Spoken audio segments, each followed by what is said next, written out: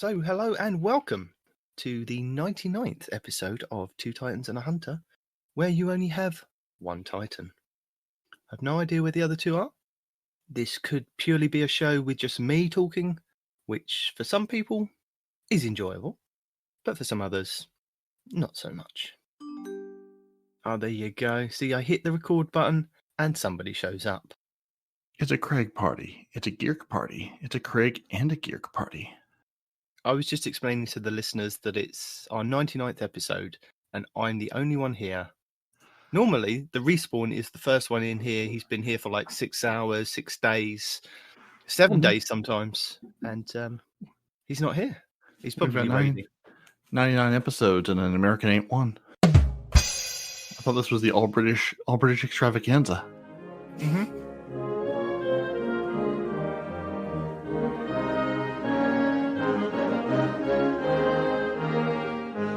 Oh, here he is. He's snuck into the DMs.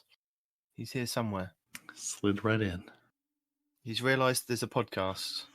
He's realised somebody's recording without him. His hunter sense is tingling. Well, my wife requested that we please don't take all GD day doing this, and I said that's totally up to Respawn. I have no control over this. I was like, if this were the 19-minute parody show, we'd be done in like a 45 minutes flat every week. Maybe an hour and a half if we had, lots to report. Yeah. But it's important to get those random stories. And one day, listeners, we will give you the true uncut Respawn experience that includes a 15-minute story that has nothing to do with anything. But there was a brief lull in conversation, so that's clearly what needed to fill it. No. There's never really a lull in the conversation that he has to fill it. He just suddenly goes, by the way, I remembered this story that happened to me 10 years ago. You guys should hear it because I've got nothing else to say on this other topic. Yeah. That's the only reason. Yeah, no, I mean, the lull in conversation is like you saying, hold on a second, let me look this up, or all of us struggling to remember what the name of a perk is. So, in lieu of helping with that, it's story time with Respawn, which needs to be its own Patreon level. Be like, if you pay us, we won't put this into the show anymore. That's how our Patreon will work. It'll be sort of a reverse psychology Patreon. We're going to make the experience worse for you unless you pay, and then you'll have a better experience. It'll be great. Well, you might as well just do the end of the show now then. Yeah, that's it. Yep, might as well. Thank you for joining us. Your Titans have been parodying Night Demon. Your Hunter is nowhere to be seen. I think you're lying. I think I'm exactly seen. No. Yep, I'm totally here. And Respawn can confirm when a hunter runs right at you with the Mask of Bacchus on, it doesn't matter. You're still dead. Yeah, whatever change they made, it absolutely doesn't matter because the hunter's over there. Now the hunter's right up here in your grill, and you're dead. So it doesn't really matter if you can sort of see that he's coming towards you or not. It makes absolutely no difference. Yeah. He can run right through that hail of auto rifle fire and still murder you in the face. Well, if you're trying to shoot him with an auto rifle close range and he's got a shotty, then yeah, you're done, dude. Well, he wasn't close range when I started shooting him, just when I finished shooting him. That's all. It was that whole in-between part that he just was able to run through. So yeah, whatever change they made, yeah, it doesn't matter. Doesn't do any good. Still, you're still dead. The hunter still kills you. So before we get started today, Respawn, what microphone are you using? Because this doesn't sound like your normal microphone. No, hold on. You're playing a game on another microphone, and you've just jumped in here just to say hello with us. Nope, I'm swapping mics. I'm currently doing a Nightfall with some of Arf's clan. Okay. Yeah, so I'm swapping mics and everything like that. So you two that are in here with me, that we're all sharing the same mic, and my podcast guys have no idea you exist, I'm going to swap mics. I'm going to mute this one, swap to the other one, so I can still hear y'all, but y'all can't hear me. Okay, cool. So this show should be even better than usual. Indeed. With Respawn not only playing while he's trying to podcast, also having an additional conversation in his head. That's normal for him, though, isn't it? Yeah, but he's literally another conversation happening in his head that we know about now. These voices might be British voices in his head. I'm not sure if the other ones are British.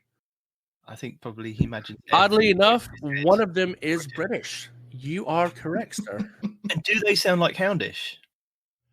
Nobody sounds like Houndish but you, buddy. Oh. You are our resident Houndish. I have reached out to Houndish and asked him to come I'm on the sure show. You have. And he has ignored me. Is it weird sending an email to yourself? You've got mail. Just question. Well, I'm ignoring myself then. Yeah, Houndish well, is we know ignoring that. me to come on the show. That's actually a disorder. Whenever the personalities refuse to acknowledge each other, it's a thing. Is it? Yeah, it's definitely a thing. Look, Houndish, if you're out there, please, if anybody knows Houndish, spam him messages and ask him to come on the show so that we can prove once and for all there is you are Houndish. Yeah. And there is a Houndish. We are two separate people. There are two separate voices that sound completely different. Nah. I still maintain I have never seen you two in the same place at the same time. The Agreed. day you took Panoramics and I to the tower, you left because you were getting offline, but you left us in the British Tower. And who did we find? And dance near and send adoring messages to? Mm-hmm. But Houndish. Yeah. I mean, that's all the proof I need, Clark Kent. You know what I mean? He had glasses on. There's no way it could have been Night Demon. If only we could put glasses on our characters. That'd be cool. Well, you can, but they're just very temporary. Oh, that's true. That one emote. Yeah. Fair enough. I think we should just run the titles. Title card. Yep. Wait, no, that's a YouTube thing. Hi, guys, and welcome to Two Titans and a Hunter, a Destiny 2 podcast, a show where we discuss tips, tricks, and tools to help all Guardians succeed and enjoy playing the game even more.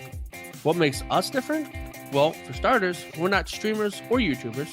We just have a passion for Destiny and are dedicated to keeping Guardians informed and up to date with all the latest Destiny 2 info, news, and opinions. We do encourage your questions and feedback. You can contact us either by email at twotitansandahunter@hotmail.com or on Twitter at twotitans_hunter, and that's the number 2. Now, on with the show. Yo, I played myself with the freaking Xenophage and the no. With story time. It's not story time. It's not story time. It's the skins. It's the skins. Is it a song? No, it's not a song. It's the skins in the Eververse store that we're getting next week. I thought we were getting 2 new exotics in addition, and then I realized, wait, that's the Xenophage and the Monte Carlo. Whoops. Mm-hmm. I was all excited. I was like, we're getting new exotics. And a little story. We didn't. But we didn't. It wasn't a story. We haven't got onto that part yet. I know. But I played myself like a fiddle. Mm-hmm. Like a fool. Oh. So welcome to the show, everybody. I am. Hi, everybody. I'm not Houndish. You are. No. Over there on my left, the Hunter Master Race himself, Respawn. Greetings. Respawn Cactus. And on my right is Parody. Hello. Parody. And we're back. Back again. We are indeed. For our 99th Guess episode. Who's back. Back again. Respawn show. Tell a friend. That's copyrighted. Do not try to put that on the show, or we're gonna get calls from Eminem. No, we're not gonna get any calls. No, there's no backing music. It's fine. The robots have no idea it's happening. Oh, is that how that works? Oh, okay. Well, that's fair. Very much so. So we're here to give you all the information this week, and kicking us off with Next Week in Destiny. I don't know what's happening next week in Destiny. Parody, what's happening next week in Destiny? Yeah, Parody put that thing up. Make him do it. I know. Next week in Destiny, first you have to scroll through 75 miles of pictures to get to the one you're looking for. So the next, norm. Yeah, so next week in Destiny, Eva Levante, Grandma Cookie Baking herself, is bringing the dawning back to the tower, and it's time to once again create tasty treats. You can face new challenges in the Deep Stone Crypt. That challenge may just be getting through the Deep Stone Crypt competently, but if you are competent, there are new challenges. You will need to stop Hashladoon in the Scarlet Keep Nightfall, the Ordeal Strike, and Shax brings Showdown to the Crucible. Delightful! So that sounds cool, doesn't it? New challenges in the Deepstone Crypt. Mm-hmm. The last 4 for me and my crew to get our title. Yo, There you go. let's So- get it! There are going to be 4 challenges then. So Yes. for the next 4 weeks, you'll have different challenges, I'm guessing. I'm not sure because so previous raids there used to be challenges you pick up from Hawthorne, right? You take them into the raid and you complete them, and that's how you do the challenge. But I've heard in the grapevine that's not how it's going to work this time. So there might be just all 4 challenges in 1 week. We're not sure. Given Bungie's history, I'm going to guess they're going to rotate through in some way because that seems to be their favorite way. Or I guess I could do was it King's Fall where it's each stage had each stage had a challenge, but it was still, I think one was active each week, or one would give you credit each week if you did it. I don't know. Talking to myself in circles. I mean, I don't know. I did hear through the grapevine it's not going to work like that anymore. So I'm anxious to see how it does work. Or, we could have just been lied to as a group, as a community. So, I mean, things happen. People are lied to. Yeah. When they did challenges in Destiny 1 with Kingsfall Raid, you got a double chest, didn't you? So you got the normal chest would spawn, and if you did challenge, if you completed the challenge properly, you'd get the second chest to spawn, and you'd get better loot from it, which would be quite nice. Well, better is a relative term. We do get a second chest when you complete challenges. That part is true. But, I mean, I guess it depends on your definition of better, right? I don't remember if it's powerful or whatnot. But we do get just a second chest with a second rolls at something. You know what I mean? Yeah. So you could get like the shotgun from the first chest and another shotgun with different rolls from the second chest. Yeah, or a shotgun and like a scout rifle, or who knows? Yeah. Okay. Or it could just be like an exotic chest, meaning you don't get like the rocket exotic, but you get like an exotic helmet or legs or something. You know what I mean? Yeah. Exotic butt capes. Calling it now. So the beginning of the week, or just before reset, we had Destiny 2 update 3.0.1 go live, and this was the one that gave us all the frames for the next gen. If you have an Xbox Series X, PlayStation 5, or an Xbox Series S, you have lots of resolutions, you have lots of frame rates, you have faster stuff, you have field of view sliders, which are fun. You have faster load times, even though it was fast in the first. No. Don't leave it there. Now that you've had an experience with field of view, how does it feel? Like 100%? No, it's 105%. No, but how's it feel? That's a field of view joke for you. Yep. Now that you have more field of views, like how's it feel for you? Well, I was telling Parody before the show, my TV says that it's doing 120 hertz in Crucible, but it's saying that it's doing 4K 120 hertz. So something is lying to me on my TV.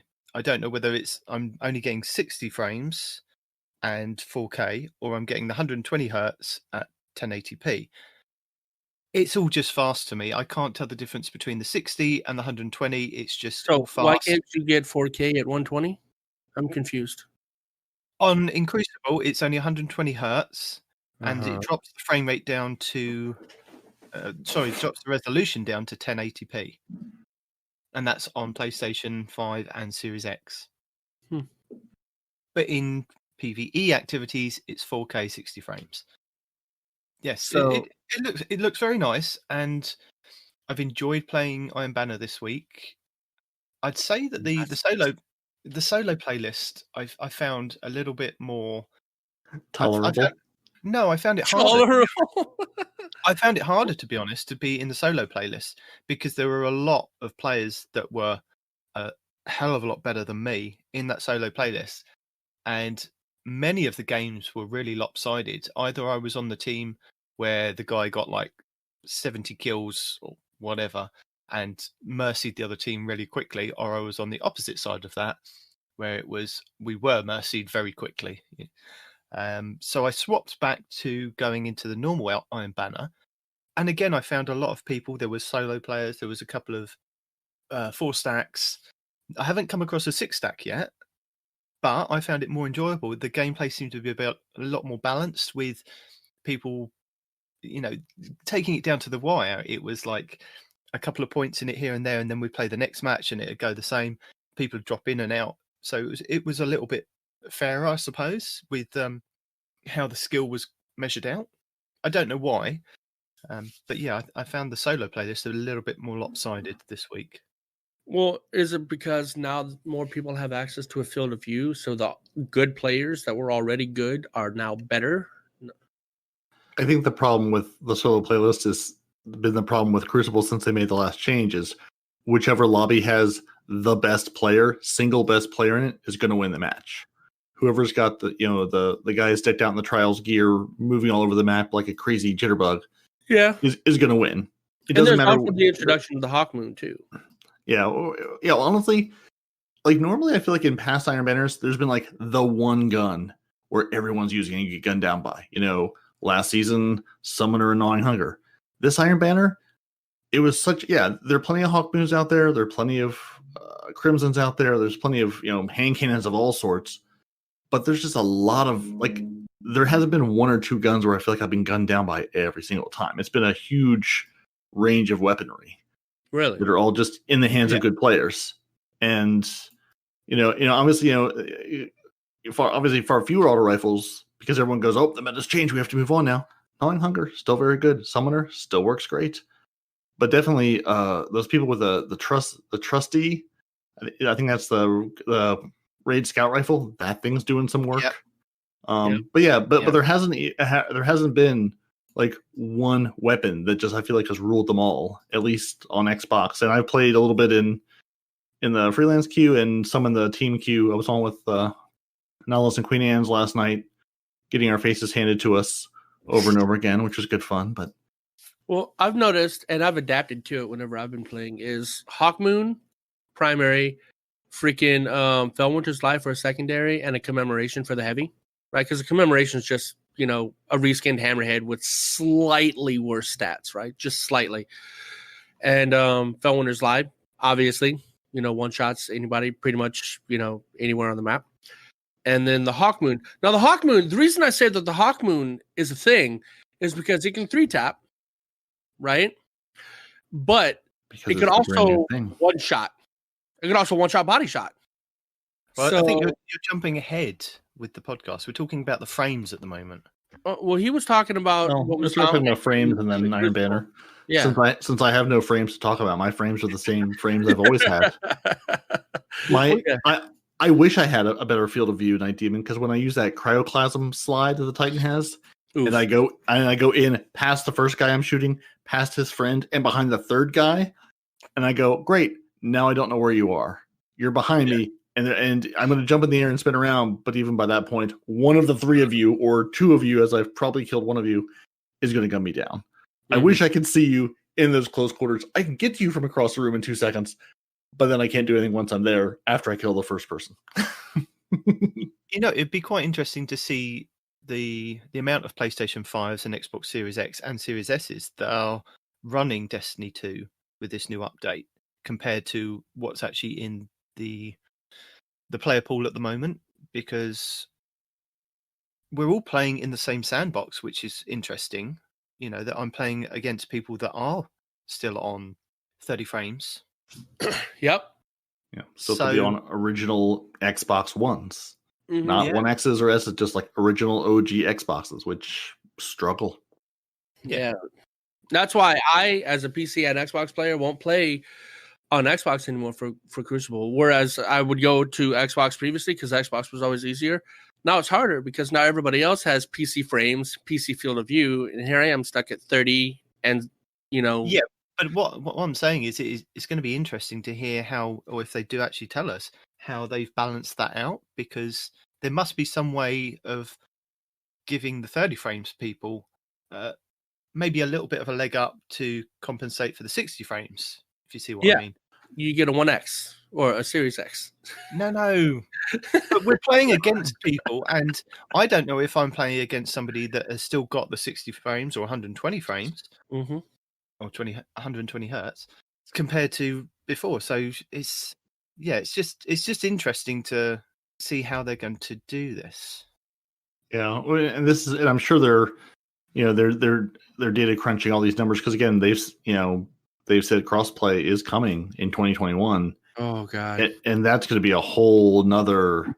We've had those conversations before of you've got people on high end gaming PCs versus the guy on his OG Xbox or his PS4. You're playing the same game, but you're not playing the same game. No. And for PvE activities, who cares? Play together, fine, everybody wins. PvP activities, it's going to be a thing. So I'm happy to see they're able to make more changes and tune things for PvP versus PvE, but that's going to be a whole nother world to step into when that happens. So also with the update 3.0.1, we had the update to the Destiny Companion app, didn't we, Parody? We surely did. Singled him out hardcore. Didn't we? Parody. Destiny Companion app that can actually open. I actually open it for more than just sending stupid clan invites to people with cool names or good shaders. Oh. It has a second purpose now. Picking up all the bounties. And what happens when you pick up all the bounties, Parody? Oh, then you can just turn on your Xbox, load into the game, and go do the thing you want to do. You don't have to go to the tower. You don't have to visit all the people. You can just go play the game. And when you're done with that set of bounties, sit in orbit, pick up some more, go back in. So when you've picked up the bounties offline and you log in, do they then suddenly flash up down the side of your screen, or are they just in your quests and bounties section? They're just there. They're there waiting for you, looking up at you expectantly, ready to go play. Conversely, as while you're active in the game, yes, then they will show up and slide down your screen like you're talking about. Okay. Yep. Yeah. If you are sitting in orbit, you'll get that whole parade down the side. If you pick them up offline, does the timer start from when you've picked them up offline, or does it start from when you're actually in the game? Jesus, dude, are we being tested here? I don't know. Did you try it, Demon? No. I'm asking Parody because he's tested it. I haven't actually tested it. Well, by tested you mean I've used it, but I haven't actually looked at when the thing was, because I picked up my four Iron Banner bounties. Stopwatch by chance? I was going to, but no. I mean, like the ones I picked up were the Iron Banner ones and then the Crucible ones. And Iron Banner, I know are good for the week, and the Crucible, I don't care when they expire. I'll do them, or they'll expire, then I'll get more. It's like popcorn. I'll just keep shoving into my mouth. Who cares? Yeah. So I don't know if it actually matters if it starts from when you pick up the bounty. So if you're like, I'm going to pick this bounty up and then wait, I won't be able to get online for 24 hours. Did you just waste glimmer on that bounty? I don't know. But there's loads of glimmer. Make your ghost get you more glimmer, and then you're good. But yeah, I don't know when that timer actually starts. I'm going to assume it starts when you hit that button to pick it up, because it's available the moment you do that, whether you're online or off. But I don't actually know for a fact. Because I was wondering if you did that and you pick them up offline and the timer didn't start until you actually log in, there's a point where you could then potentially stack bounties if you pick them up, the daily ones, each day until you can't pick up any more, and then log in, and then the timer starts. So that's the only reason I was asking if there was a point of bounty stacking. I mean, not really any more than usual, because I mean, you could always, if you were trying to stack them to a point, stack the ones you want to get online, do them, stack some more, get back online. I mean, you can only hold so many anyway. So I don't know what that really buys you if you try to, you're trying to just be full of bounties at all times. Okay. We'll have to go to Fallout who will get his frame counter and his you should send Fallout the question of how do I tell how many frames I'm getting and what resolution exactly? Yeah, but he can't come round to my house and answer that question. Can we go frame by frame? You're making a lot of assumptions. No, with enough money, anything is possible. Yeah. He lives in the cloud. He could be there in moments. He just shoots over on the cloud. He's like Santa? Yeah. Yes. So on the Bungie help page, they do say that the mobile bounty purchases are not available for the Dreaming City bounties from Petrovenge, and daily clan bounties from Soraya Hawthorne can only be acquired when players have the character in the tower. Last Wish challenges bounties can be acquired from anywhere. So that's just an additional note on that. Good to know. And also, if you are like me and hit a weird bug where the app prompts you to re-give Bungie permission every 6 bounties, it's not just how it works. You're a stupid person. Delete the app, reinstall the app, and it fixes that issue. Don't know why I was doing it. There was no setting for it, but every time I would pick up 6 bounties, I would have to give it permission, and it would say, you can pick up 6 more bounties. So yeah, delete, reinstall, fixes everything. Works much better that way. Lock and load, Quick Draw.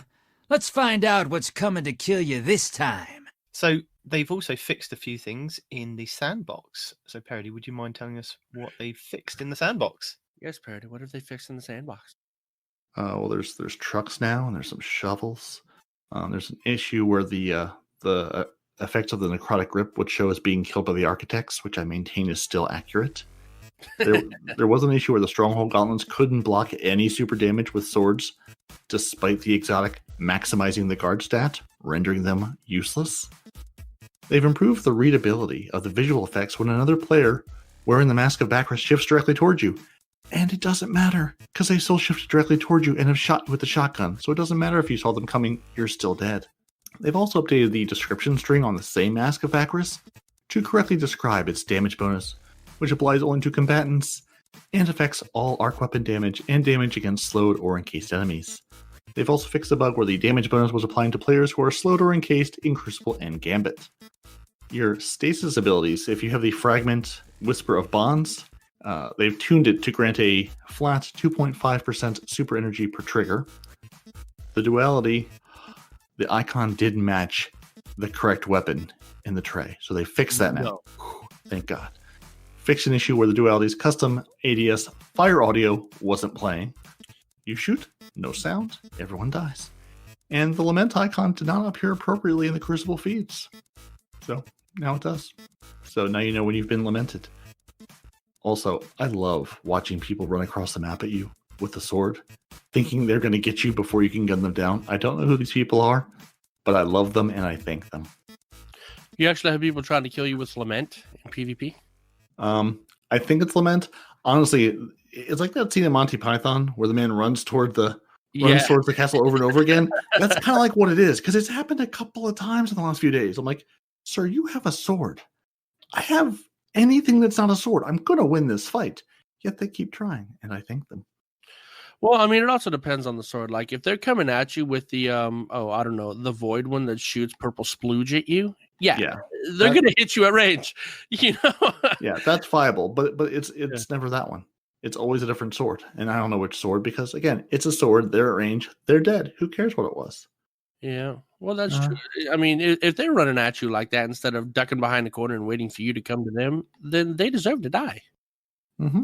They've played this game, they've calculated the risk, and we found out they're really bad at math. Indeed. There were a number of Deepstone Crypt fixes, so if you are trying to get through the raid and you keep running into random bugs, maybe they fix one of the ones that were killing you. Like tanks could go into Hellfire phase before any fire team member could collect Amalgamant. Yeah. Or players would not get a third DPS phase on the second loop of dunking all 4 cores. Or where the short circuit triumph just wasn't possible. Not possible. Can't be done. And also, there was an issue that could cause an unintended wipe during the second Hellfire cast. I don't see an issue where when you step out of the warm bubble, it puts you back to the very first one because it hates you and doesn't want you to be happy. That we ran into over and over again. Fixes some issues with the Last Wish raid. Oh, PSA. The Last Wish raid, they fixed the issue where the final encounter wasn't rewarding any spoils of conquest. Also where the Kali teleported out of the environment after a plate was captured, and various networking behaviors were observed and playing through the encounter transition. So they fixed all that. If you have spoils of conquest, do not put them in your vault. There is an issue where sometimes they are getting deleted from your vault. Also, your voice just made my ears vibrate. I'm not sure if that was pleasant or horrific. Both at the same time. So yeah, but Bungie has said there is a bug. If you have spoils of conquest, keep them on your character. They're looking into why they disappear out of the vault, but don't put them there. The vault is not safe. It has been accessed.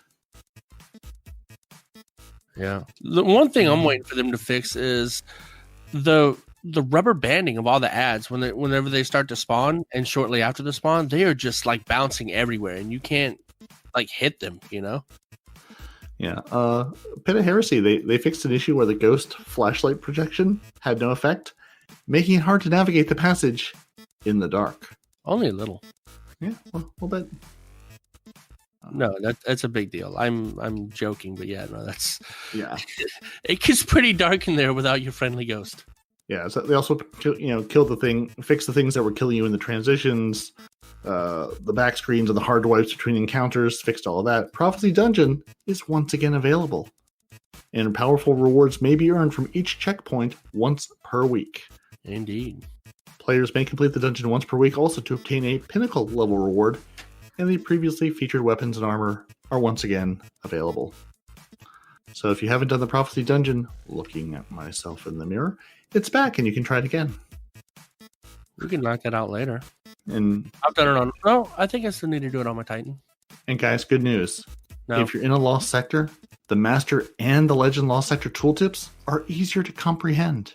I don't know. You go in, you shoot the lads. When you finish shooting the lads, you collect the loot. Mm-hmm. Done. That's easier to comprehend now. So Didn't know there was a problem. I genuinely didn't know anybody had issues. I don't know. I don't know how they were hard to comprehend because one yet. So yeah, but it's easier to comprehend now. Yeah. If you're in a nightmare hunt, hard wiping and defeating the boss at the same time will leave players in the hunt after respawning forever in purgatory to think about what they've done. Yeah. Also, Bungie's been a little nicer about things. So, you know, when you're in like a Nightfall or you're in like a powerful lost sector or whatever, right? And you've killed the boss, but you've died, right? So you think you get your rewards, but instead it resets you. Well, now if you die and the boss dies, you still get your rewards. That's happened to me multiple times this past week. So I don't know when they made that change, but I'm happy about it. No more, ties where the boss wins instead of us. What happened? Nothing happened. You're on a podcast telling a story about things that are working now. I thought you said something. My bad. I forgot. I forgot that these two were still chirping in my ear. They were quiet for so long, so when one of them started talking, it sounded like Barry. Yeah, and I'm not going to read over the rest of these. I think we covered most of them. But if you have a favorite bug and you want to see if it's fixed, go look at the patch notes, 3.0.1. We'll link them in the show notes. But that's why we have you, Parodi. I mean, I can read all of these, but I feel like we've read most of them. Lies. Yeah. No, I think we did. We went through most of that last week. I wasn't diligent this week and went through the list. Bungie loves to just copy and paste entire swaths of notes, which I get because they've already told us once, but it's like, here's new notes. Yeah, there's probably like 2 new things in here out of the 50 that are here. Same grammatical errors. So, Respawn, why don't you tell us about the developer update from Joe Blackburn, who's returned to Bungie? Oh, no, Joe Blackburn. My name is Joe Blackburn, and I am the assistant game director on Destiny 2. If your free time looks anything like... Oh, I've read this before. Oh, that's right. I've read it. You haven't. If your free time looks anything like mine, you've been spending a lot of it on Europe over the past few weeks. Some of you may know me from my previous Bungie life when I worked with the raid team on Season of the Opulence. I'm back. Thanks to a revive from Luke and team as we work together to create a Destiny 2 future that we're all excited about. Today, I want to spend some time with you on a subject that is near and dear to every Destiny 2 player's heart. Especially Respawn. Rewards. There's a thing I ask a lot around the virtual office. How are we making every season the best time to jump back into Destiny? Destiny is a very large and complex game, and while this is also what makes the game we love, Destiny 2 continue to evolve, be a world with momentum. Introducing Infusion Caps is a part of addressing this. A way to make sure the overall number of rewards Guardians need to care about in order to be competitive in Destiny isn't prohibitive. It is also a way to continue evolving each season's meta, while at the same time making sure players still have a ton of options when choosing what they want to bring into the next challenge. Our goal from the beginning with Infusion Caps was to improve and keep Destiny 2 fresh over time. What we're most looking forward to is how the system will introduce innovation in the season-over-season meta, how creative builds from the community will shine, and how we can continue to deliver more unique handcrafted gear that aligns with the world narrative and where the universe is going. While we'll start hard at work on improvements to how we rotate gear out of Destiny Power ecosystem, what gear you can infuse to max power, dun, dun, dun. There were a few clear-cut misses with our first rollout. You don't say. Honestly, I'd have never guessed it. The initial reward pool, oh my God. The initial reward pool, why is that word so hard to say? The initial pool of weapons THE was just too small. It's frustrating to be playing Destiny and see another player use a weapon that is no longer obtainable in game. I'm going to spend a lot of time talking rewards, but before we deep dive, let's get to the TLDR out there. These are the big commitments we're making today. Also, as a side note, I haven't broke up today, right? The changes I made have me being steady, albeit annoying, but not breaking up, right? Okay. I can break you up in post if you like. No, that's fine. Annoying is a feature, not a bug. Thank you. All right, so with each season, Year 4 Destiny 2 will grow the overall power ecosystem for weapons, with very few exceptions. All weapons you can take to the power cap should still be earnable in the game.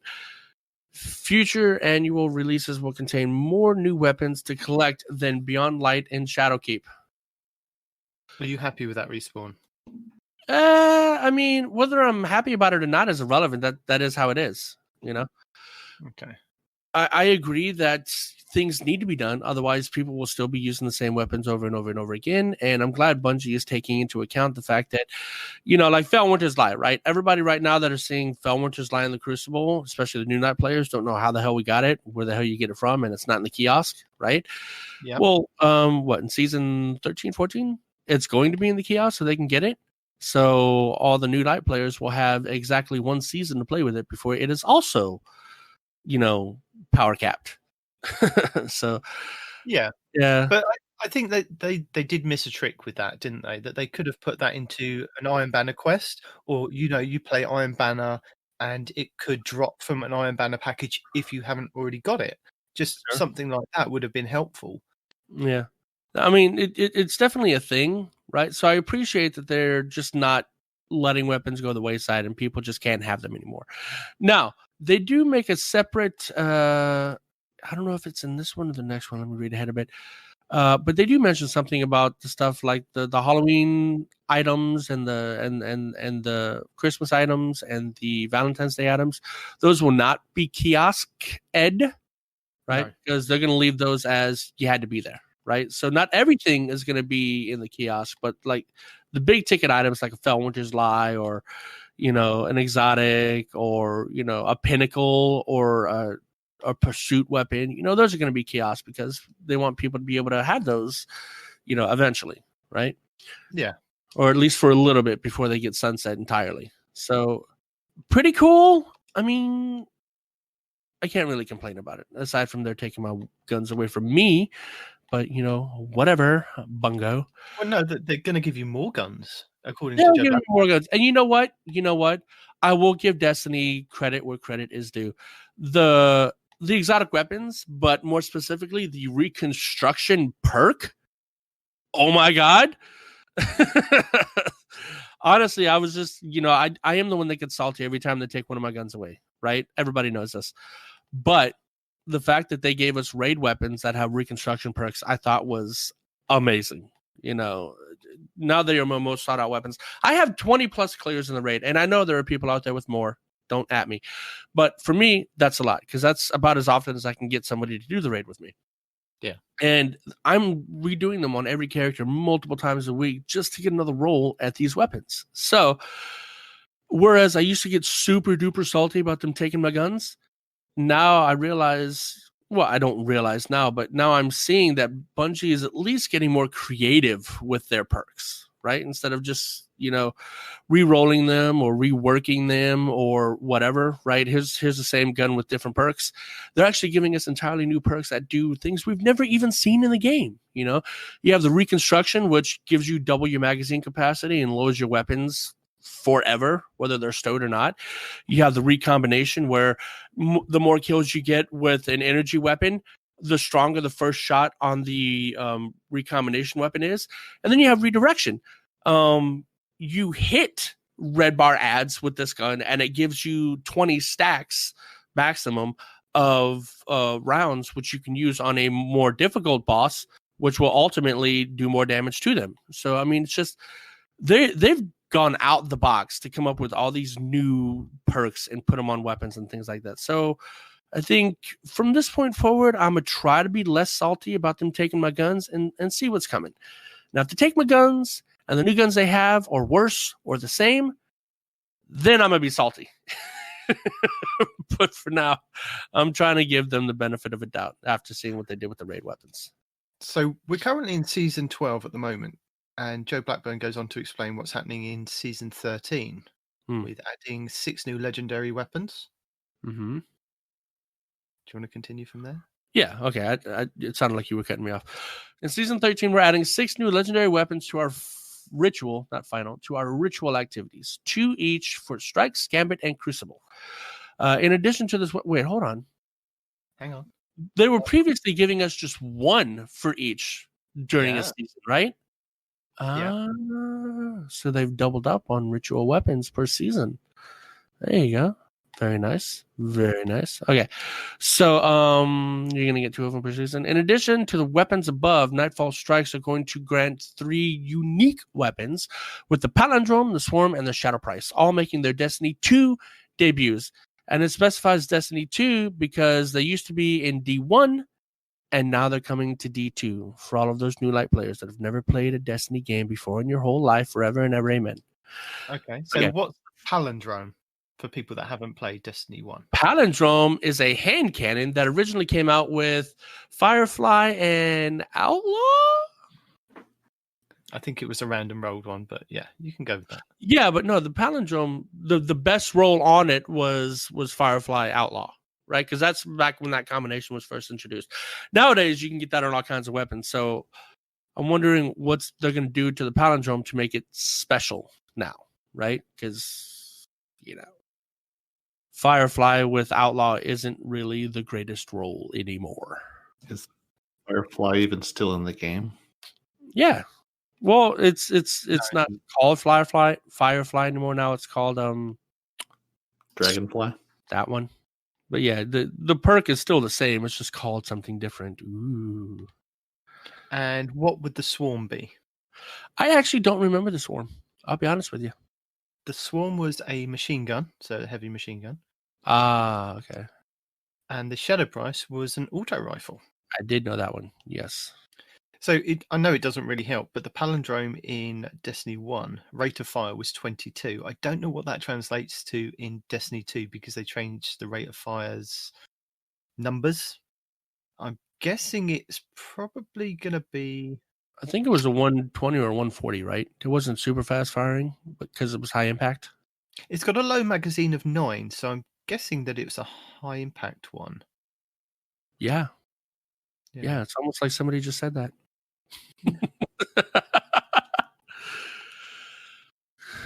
But yeah, so tell them about the Swarm, because I actually forgot about the Swarm myself. The Swarm. Where's my Swarm?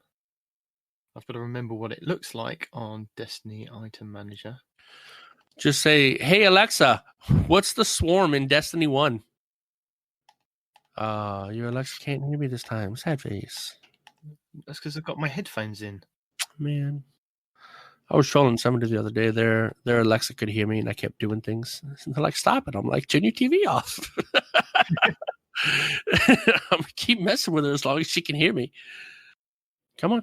What is Le Swarm? No, I haven't got a Swarm. All right. What about the Shadow Price? I remember that used to be a fast-firing auto rifle, right? I still have my original Shadow Price 170 attack auto rifle, rate of fire 77, impact of 28. So fast firing, low impact. A little bit slower than the Doctrine of Passing, which was a really fast firing auto rifle. Mm-hmm. So I'm still if- waiting on the Zalo Supercell. If you're going to bring back anything, stop bringing back hand cannons, all right? If you'd have brought back the Zalo Supercell instead of the freaking Hawkmoon, oh, Respawn would have been a very happy boy. And I know there's a lot of people out there that's like, It wasn't even that fun of an auto rifle, or that good of an auto rifle. and to their defense, that's true. It wasn't as good as some of the other auto rifles you could have got. But my God, it was so fun. It was AoE lightning attack plus healing. Come on, dude. A better risk runner. It is a much better. Well, I mean, it depends. Risk Runner gives you an overshield. Zalo just heals you. So I guess that heavily depends on your. If they can't see you, they can't shoot you. I guess. But yeah, I want that to come back. Not a version of it, just that in its heyday, just that gun. That is what I want. Bungie, make it happen. No one Respawn has never asked you for anything except the times that I have, so please bring that back. it looks like the Shadow Price could be another version of a 600 RPM auto rifle, like the Ether Doctor, the Gnawing Hunger, but it was a primary weapon. It could still be a primary weapon, or they could change it and make it an energy weapon. Depends on what they want to do. And the same with the Palindrome. That was a primary hand cannon. So yeah, those are the ones. I'm sorry about the Swarm. I don't know 100% about the Swarm. I must have deleted mine, which is a blasphemous word that we don't say on this podcast. Well, we don't say it. You apparently don't say it, but do it. So Maybe I didn't get one. I doubt that. No, that seems wrong. Yeah. I doubt senior completionist over here would have let that one slip by. He'd have got his kids to work on it. So they also said, Joe also says that if you're brave enough to take on the Grandmaster Nightfalls, you'll also be able to earn an Adept version of those weapons. So an Adept Palindrome, an Adept Swarm, and an Adept Shadow Price are up for grabs. And that's starting next season. So I think that he said roughly February is when season of the hunt ends and we get the new season. So that's exciting. Wow, that's not long at all. That's sad. Yeah, well, I wasn't excited to have to think about Grandmaster Nightfalls. I was happy to see an adept weapon through not trials. A PvE way to get adept weaponry. I appreciate that there is a way to do that. People have called for bringing back the strike specific loot forever. At least now there's something that's good and powerful and worth a chase. Because I think that was the other problem with the Grandmasters last season. People were like, I could do this, and other than materials, there's no real carrot at the end of that stick. There's nothing to chase. This is the chase. This is the thing you can go do. Again, as someone who doesn't run them and doesn't really plan to until Blue Screen 42 makes me. So tell me I'm wrong. Perfectly happy. You might be wrong, but you do realize the Grandmaster Nightfalls are stupidly hard. That's not even the word, right? So our max light right now is what? 1260 gear plus whatever you got on your artifact, right? Yeah. Well, the Grandmaster is 1300 light, right? Yeah. No. So yeah, yeah. So I mean, I don't even know how many people qualify for that, because I would say I've been playing a lot of Destiny this season, and I'm still only 1278. Yeah. So, I've just hit the 1250 barrier. So yeah, no, I'm not going to be up there setting the world on fire on Grandmaster anything. I mean, I want to, but I don't know the feasibility of it, honestly. Anyway, well, I think the idea is that you are 20 light levels lower than the max on it. So you go in at 1280 and it's a challenge for you, basically, or a challenge for you and your two assistants. Well, you have to get to 1280. It doesn't give it to you. So if you don't match, it won't even let you in. It's not like these other activities where it's like, well, we can let you in, but your light level really, you probably shouldn't. No, this one won't even let you in unless you match a certain light. Yeah. But the Grandmasters don't come until later on in the season. I believe it's around, it might be this week coming up that they're released. 22nd. Oh, there you go. Just before Christmas. Yep. Yeah, I thought it was. I did have a quick look this week. Haha, Respawn's actually got information! I don't understand why.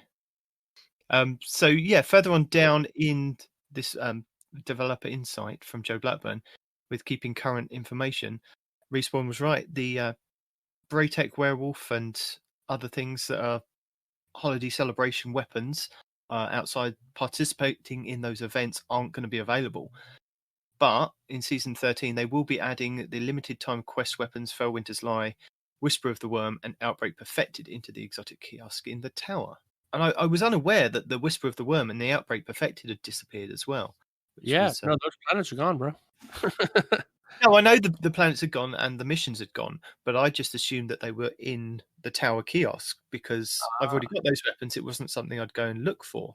And if you're new to the game, these are really sought after weapons. There was two exotic quests that you had to kind of do, jumping through many hoops to get, and they were really hard to get when they initially came out. And the Whisper of the Worm is a sniper rifle in your heavy slot, which I believe is when you fire off 3 shots, if you get crit hits with those shots, magazine will be refilled from reserves again with 3 more bullets. And if you hit 3 more crits, it constantly fills until you're completely out of reserves. So it was a really good DPS for bosses in raids and nightfalls and things.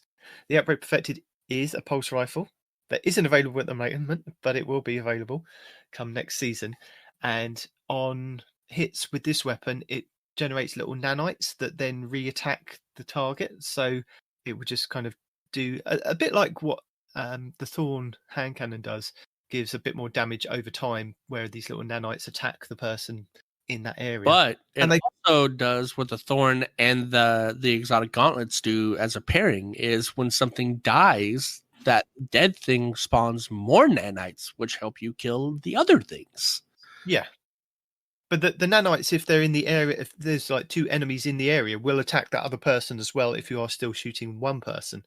Mm-hmm. So they do prioritize the thing that you are shooting, though. So Bungie did that. Yeah. So yeah, they're really cool weapons that aren't available at the moment. But when they do turn up, it may be worth having a look at trying to get. I hope that if they put it in the kiosk, it comes with the catalyst and people just have to complete the catalyst, because the Outbreak Perfected with the catalyst is so good. Yes. I just completed my catalyst before the planet went away, and I was very, very happy with it. Do you want to know something? You don't have the catalyst. I didn't complete the catalyst. I didn't do enough runs. Oof. But you know, when the game updated to Beyond Light, it gave it to me for free, so I didn't have to jump through those hoops. Son of the biscuit! Are you serious? Mm-hmm. So are you telling me I should go look at my Outbreak Perfected, because I also ran it once and then never again? So I may have a free catalyst just waiting there for me. No, go look at it. I want to see if it just gives you the whole thing for free, or if you had to complete a little bit of it first. Go ahead, go look. For the catalyst, you had to run the heroic version and kill the boss 5 times if you weren't collecting the exotic ship. Mm-hmm. If you collected the exotic ship as well, it was only 3 runs, but you had to collect the exotic ship parts 3 runs and go and kill the boss, and that would give you 100%. You also had to get kills with the Outbreak Perfected, which was its second point that you had to complete. And I'd done the kills on it. Just you had to kill the boss. Killing the boss gave you extra points. Yes, but to use the gun, the second node on it to unlock the catalyst was just get kills with the Outbreak Perfected. And I'd done that, just using it over time, just using the weapon in normally. So I'd done that node, but I just hadn't done... Well, I'd done 3 runs to get the ship, but I didn't realise that I had to go and kill the boss until it was too late. And then I didn't have enough percentage to get the nanites to generate the thing. So when Beyond Light hit, they took out that node saying that I had to go and kill the boss because he obviously wasn't there, and just gave it to me for free because I'd used the weapon, and yeah, the catalyst was there for me. So Respawn? Yeah. I do not have any of that. I did not do any of those things. I have the weapon and never thought about it a second time. I do not have the catalyst. Yay! I mean... So apparently you need to actually... Well, I mean, to be fair, much like my Luna's Hell and Not Forgotten that I got absolutely for free for doing absolutely no work toward them, I did not get the catalyst because I did not do a single thing past getting that weapon. So they're not handing it out totally for free, probably because my team was partially on his way. Just like they said they were going to reset your progress on the catalyst that you had like partially done. They didn't do that either. So I assume if you had it partially done, they're just like, here, enjoy. Maybe you had to get a certain percentage, which I guess is fine. I do know that you had to run the heroic version of it to get the catalyst to drop to then slot it into the weapon. So maybe that was the thing that you were missing if you didn't do it on the heroic version to get the catalyst point. Probably not, because I definitely ran it once with you and Frosty when it was glitched and never again. So anybody out there that has got or had done a heroic version to get the catalyst to drop and not looked any further at completing the catalyst, go back and have a quick look, because it may already be ready to be completed, which is quite nice. Ooh, piece of candy. Reese, do you want to continue on quality and quantity? Yes, I do. That is quality and quantity. After not converting, we're not converting anything. After covering things we'd like to change, I want to spend some time talking about what must stay the same. Destiny is a game built on exciting rewards. From Bastion to Aikilos SMG, version 1.0.2 to Falling Guillotine, the rewards over the last 12 months have continued to evolve the way Guardians play the game in Beyond Light. I have lost my place. There we go. I believe the rewards team nailed it again with incredible new legendary perks like Recombination, Thresh, Chain Reaction, and Reconstruction. Alongside these perks came what I believe is one of the best lineups of exotic weapons and armor in Destiny history. I can kind of agree with that, but not fully. Okay. But we succeeded in quality. I'm sorry, but where we succeeded in quality, we failed in quantity. Accurate. Even season 12, the Deepstone Crypt and a full breadth of Europa weapons came online. The total count of weapons in Beyond Light is lower than what we want. So we were making the commitment now that our future annual releases will have more weapon rewards than Beyond Light or Shadow Keep. There is no way for us to make more rewards at Destiny standards and still maintain the health of our current team. Therefore, we're going to reinforce the rewards team with more talent that will allow us to deliver quality and quantity in the future. That sounds dope. More people, yay! I've lost my place. Molding someone into a new Master Destiny gunsmith takes time. This isn't going to be a change that the community will feel next week, but it does put our best foot forward as we step towards the Witch Queen and Lightfall. What? Joking. That's it. Am I going? Are we talking about what I just read? What's going on? What would you like to talk about? Well, I mean, what do you guys think about the current weapons? Those of you that have any of the new weapons, I guess I should say. I'm going to speak for Parody at this point in time. He's happy with the weapon that he's had for the last couple of months. He's quite happy to have it until the light runs out on it, and then he will get another weapon that looks exactly the same. Am I right? Am I wrong? You're right. I've also found a new Bygones that shoots a little bit to the right, so I have a new gun. Does the same thing as the old gun. So He's found a very replacement. happy camper. Yeah, they're like, we're going to take this gun away. We're going to give you this gun that feels better, looks better, shoots better, and has nicer styles, and you're going to enjoy it. And they're not wrong. So which gun are you referring to? The Healing Confusion pulse rifle has become my new Bygones because I got one to drop with full auto on it, and it hits like a truck. Is that the Varix one? Yes. It was like the very first like new Europa style weapon I got in this game. Fair And enough. it's lovely. It has the same feeling, and I'm sure this is just partially in my brain. It has the new surplus perk on it, which is increasing the handling, reload speed, and stability for each fully charged ability, as well as full auto, and then corkscrew rifling and armor piercing rounds. Which Dylan tells me that people like thumbs up on all of those. But using it has the same effect as sort of the summoner auto rifle I have that has like all these range perks on it, where the bullets just seem to find the people and murder them. Have you tried the new Stars and Shadow yet? I have a couple of them. I haven't found one that I like. I did use one of them the other day that it has sort of the Redrix feel to it. Like it's a little slower. It's a little like I'm going to drive my diesel truck. It's a little slower. It'll get the job done. It'll hit you.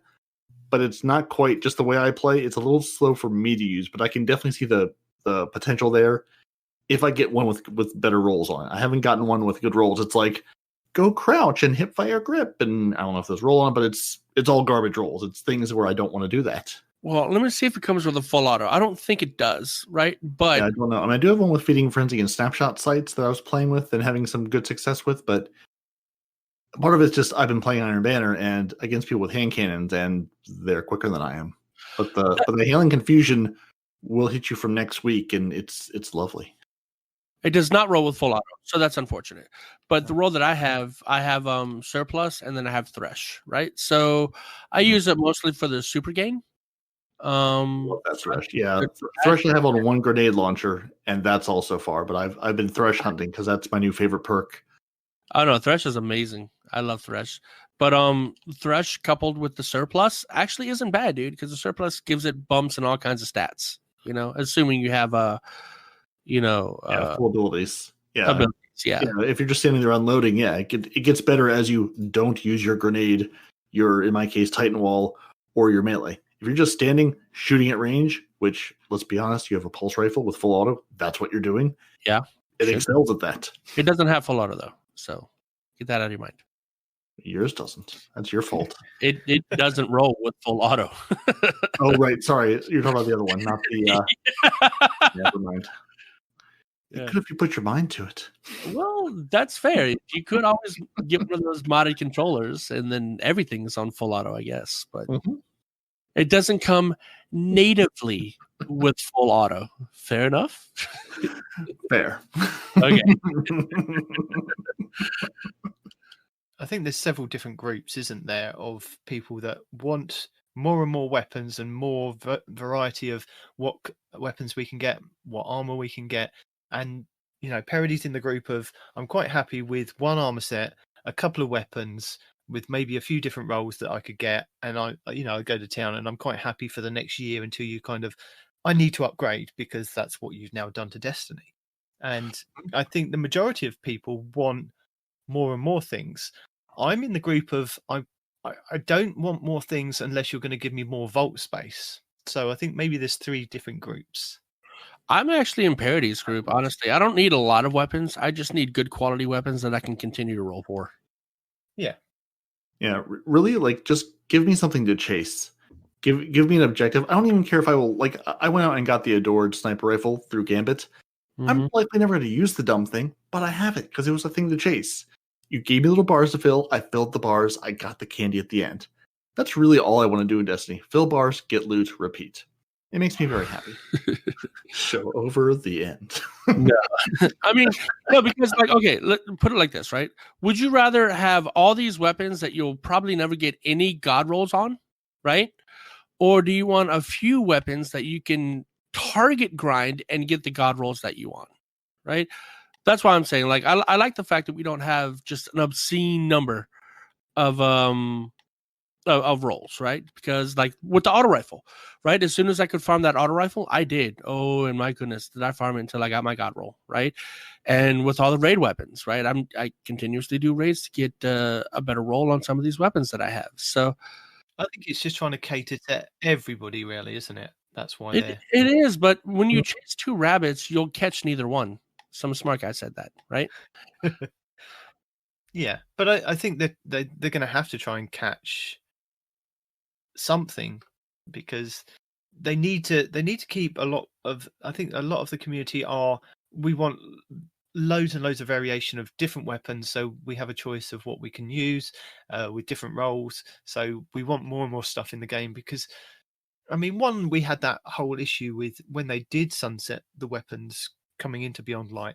There was different archetypes and different styles of weapons that just weren't able to go past that infusion cap, which have then hurt certain weapons like the heavy machine guns we talked about a couple of weeks ago. There's only 1 or 2 that are available that you can take to the max light. So there would only be an arc one available unless it was an exotic. And if you're a new player coming into the game and you aren't able to get a weapon with a certain burn on it, then that caused issues because exotics don't drop freely when you start the game. It's only when you get into the game and you collect the exotics that they're just there. I think you find as you play more and more that the exotics will become more available to you, more readily available to get, which is a bit of a problem when you're coming into the game. You want more weapons and more variety of weapons. So I see that's where they're kind of getting people in, because if you're doing a bounty that says you have to get fusion rifle kills in lost sectors, and the lost sectors have got specific burns on them, then you're going to look for a burn in with that fusion rifle, and if it's not available in the game, that's going to cause issues. So things like that, I think they need to kind of make sure that they're covering their own back with different things, if you see what I mean. I do see what you mean, yeah, but Yep. I still think I like this season the way they focused on the quality of the weapons over how many they have.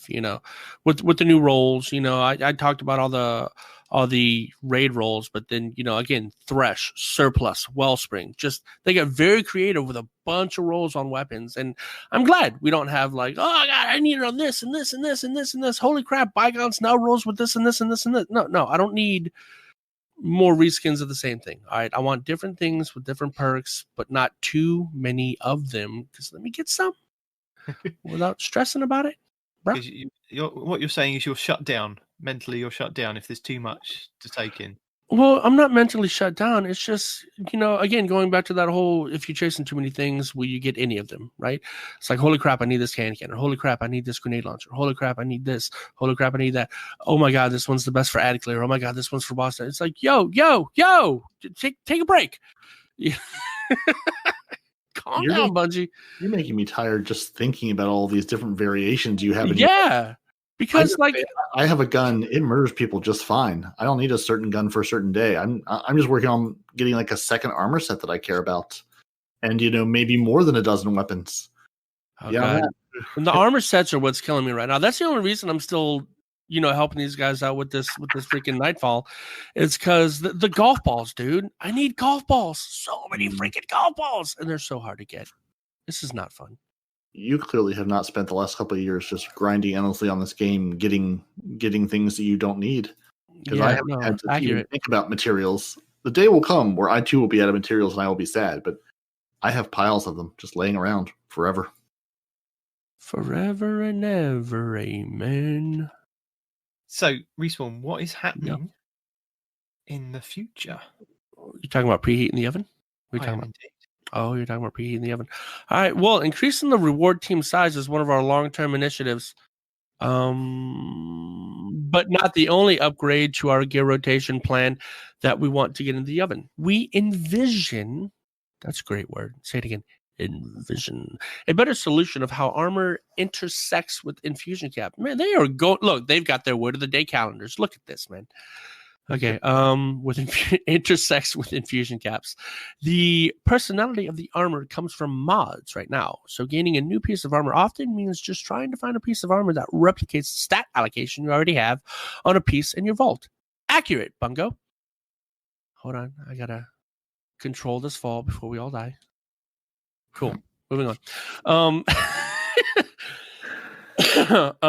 While we're not only ready to talk concretely, look at that, dude. Somebody's got their word of the day calendar. I'm telling you about armor plans right now. We want to get more gameplay novelty on armor itself so that looting a piece of armor in a new season has the potential to change the way you play. Expect to hear more about armor and other holistic upgrades to the way gear rotates in and out of the power ecosystem as we... Stand by, guys. We're all gonna die again. Yep. Okay. This is why the show is 6 hours long. No, it's not. This is the only time I've been distracted. I've been reading all the parts you want me to read as I'm reading them. But right now, they keep dying on the boss, and now we're all dead. Okay. So, expect to hear more about armor and other holistic upgrades to the way gear rotates in and out of the power ecosystem as we harden plans in the new year. And that new year will be here before you know it. A big chunk of the team will be taking some hard-earned time off to rest and relax ahead of coming back to the studio and living into 2021. Sorry, diving into 2021. We have a lot of work to do, and while I'm looking forward to the break, I also can't wait to get work done on some of the huge stuff we've got coming in the new year. Without spoiling too much, here's a brief teaser of some of the things that are on their way in Destiny 2 Year 4.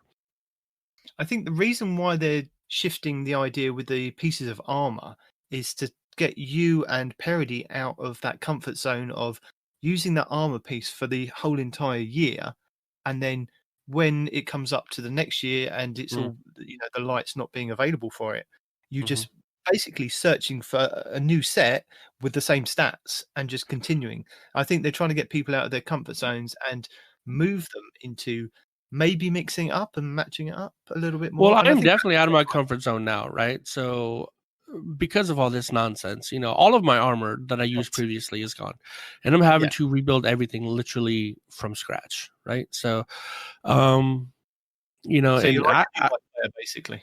I'm what? You're like a new light player. You're starting from scratch with. No, it's worse than a new light player because I know what I need, and I know I need 3 sets of it, and I know it's hard to get. And then when I do get it, it's hard to masterwork it because why? That's right. Freaking golf balls. Anyway, so that's my big complaint. It's just the golf balls, man. If it wasn't for the golf balls, I wouldn't have a whole lot of complaints with the armor. But they make masterworking it way, way too difficult. Like as an example, this week in any spare time, I've been doing 1280 Nightfalls, right? I've gotten 0 golf balls and only 19 prisms. Ooh. That's it.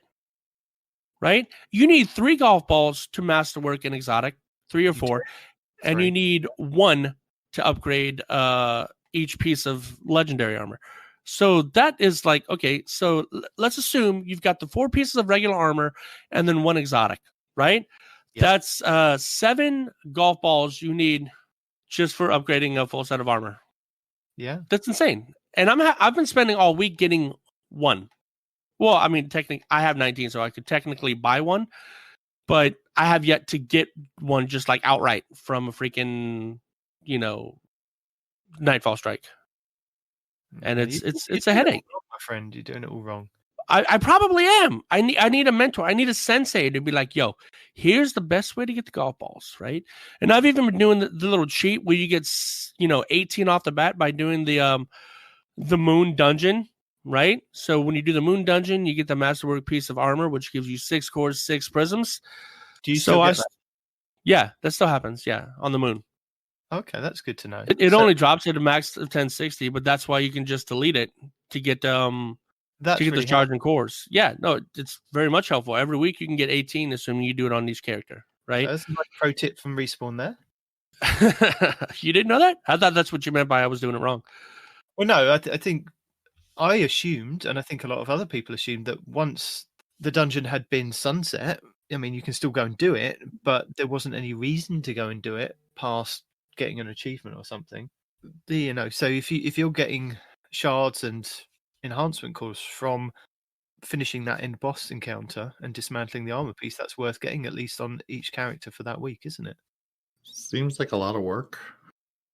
The best thing to do is run it through to the end boss, get the checkpoint, then swap out to another character, and then just rotate the checkpoint so you've got the end boss for all 3 characters, finish the fight on all 3 characters, and then that's it. You've got 3 armor pieces that you can then dismantle to get the enhancement shards and enhancement cores. Mm-hmm. So that's worth it. Sorry, Respawn. I kind of... You're talking about the dungeon, right? Yes. Okay, yeah. Well, you could do that, and that is probably the most efficient way to do it, but you don't need to. The dungeon's super easy, so meh. Transmog will be coming in Season 14. More details to come. See work in progress, screen captures below. Not final, may change.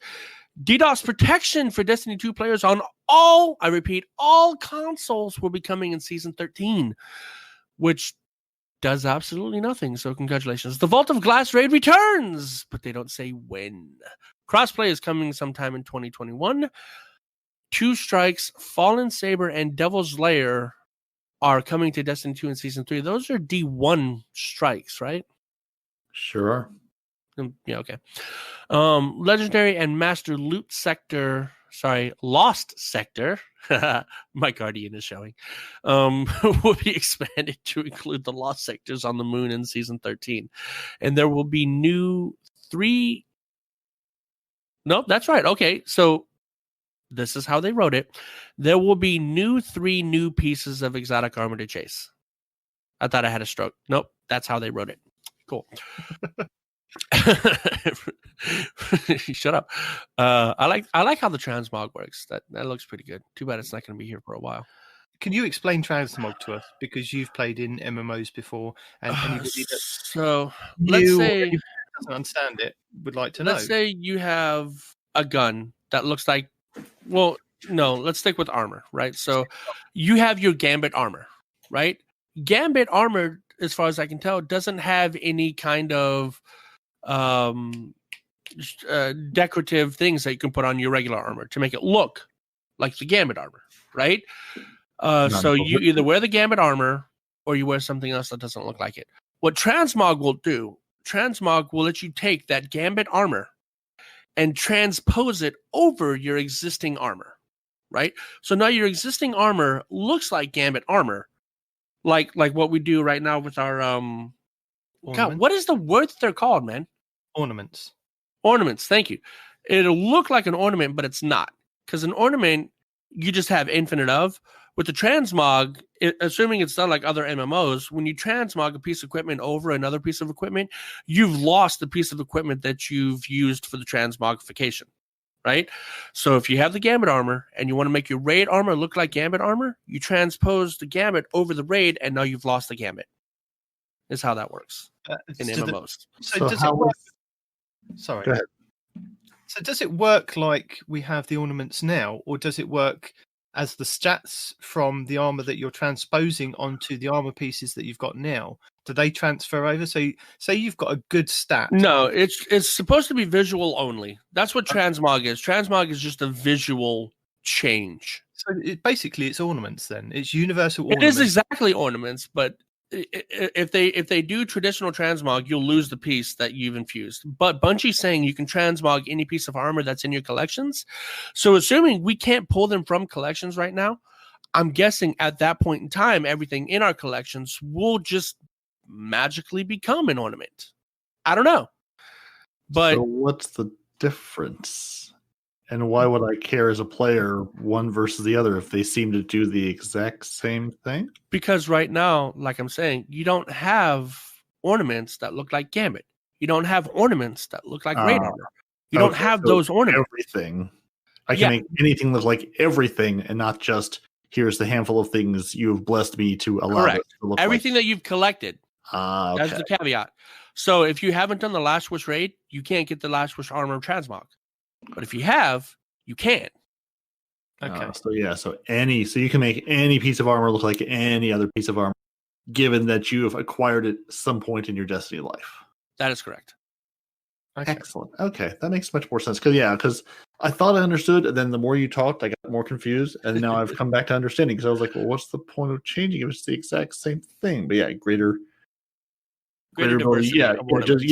Just to read from your collections and go, is it in collection? Yeah, you can make it look like this. Have a nice day. And what's even better is our system that we have right now for our ornaments, right?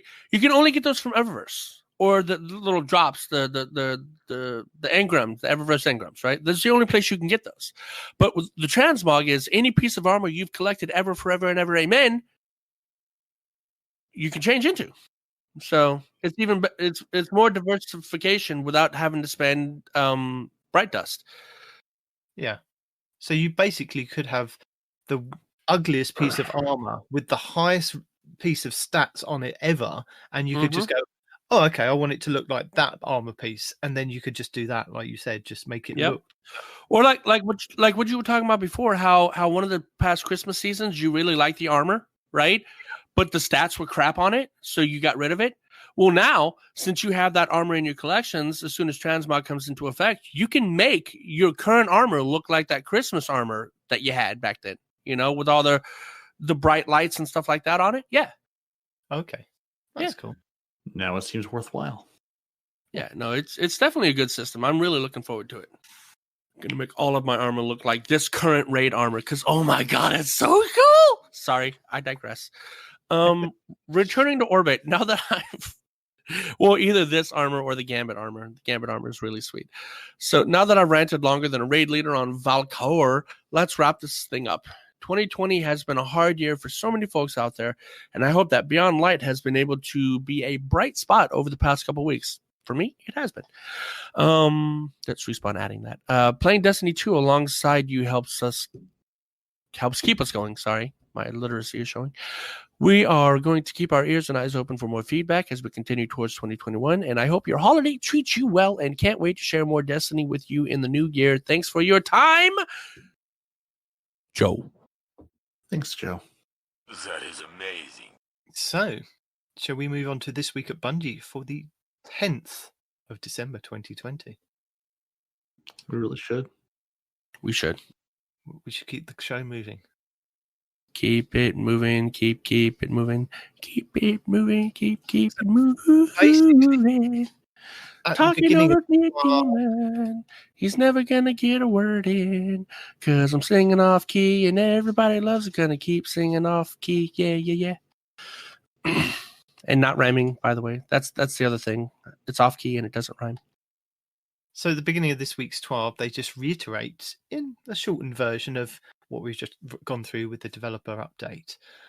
And then they move into the Hawkmoon, which has returned. Dun, dun, dun, dun. Yay. I'm guessing you don't have it yet, huh, Parody? I haven't even started the quest for it because it's another hand cannon. Who Okay. cares? Okay. To So be if- honest, they kind of did this one right, but I'll let Demon discuss it and see what he says about it. So if you're in the same camp as Parody, then you don't really care. But if you're in the camp of maybe Respawn, then you might care about the Hawkmoon returning. Yeah. So this is an exotic hand cannon from Destiny 1.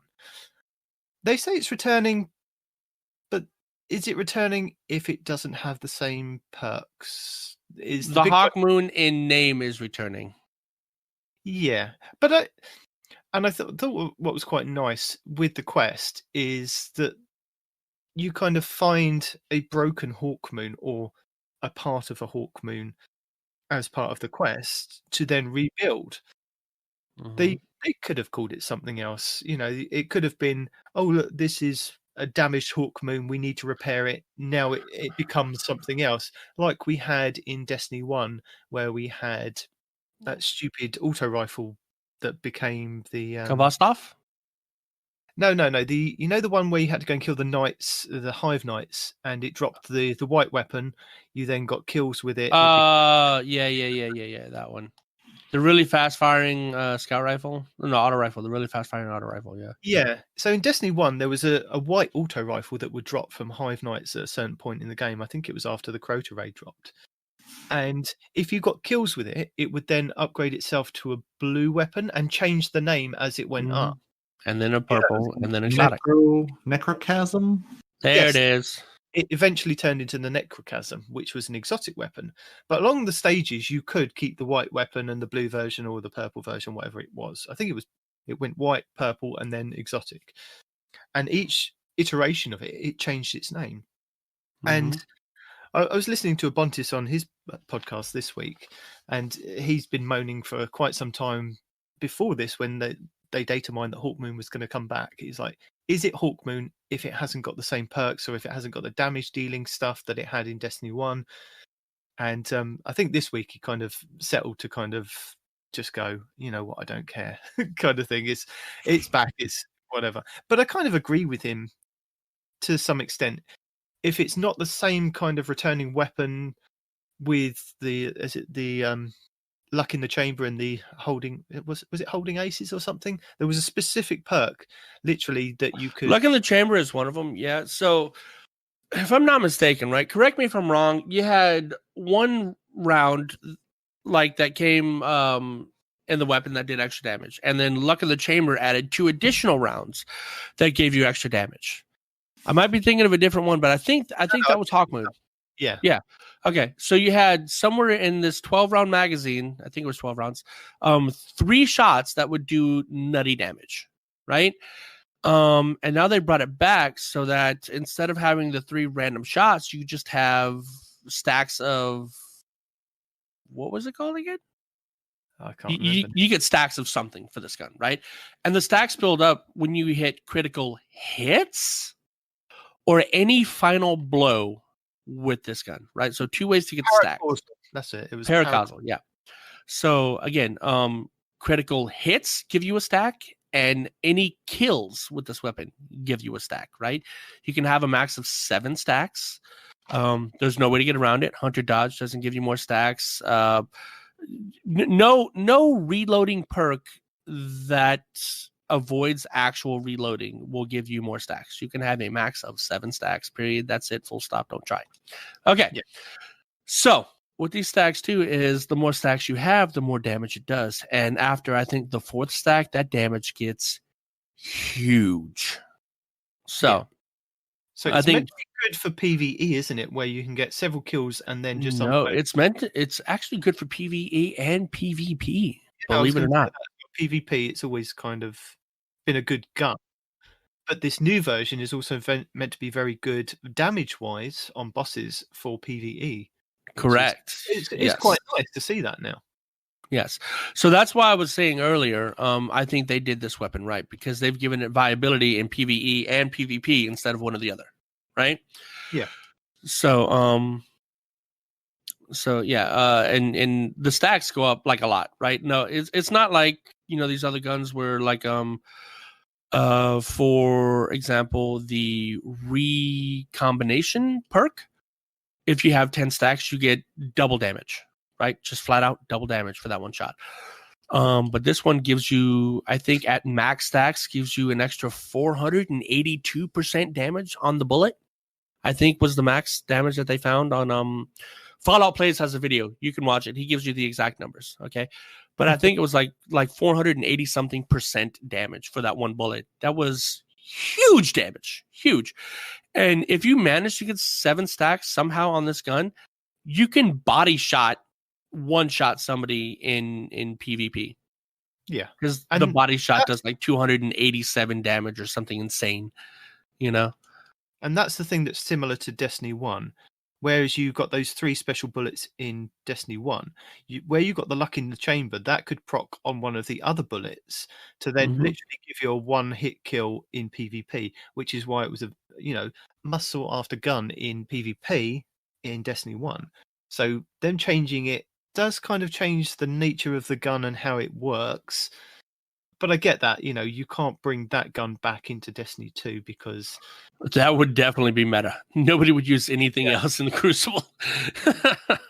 And with that, I thought maybe instead of calling it the Hawkmoon, it could be the quest for the Hawkmoon. You find the broken Hawkmoon in the quest, and then it turns into the effigy of the hawk, which would have then gone with part of the quest of the crow and the hawk and this whole story that is kind of wrapped around, which is really nice. It's not the Hawkmoon. It's part of the Hawkmoon. We're never going to get the original Hawkmoon back. But we have a version that we've kind of crafted with this story. That was the only thing I thought of, to be honest.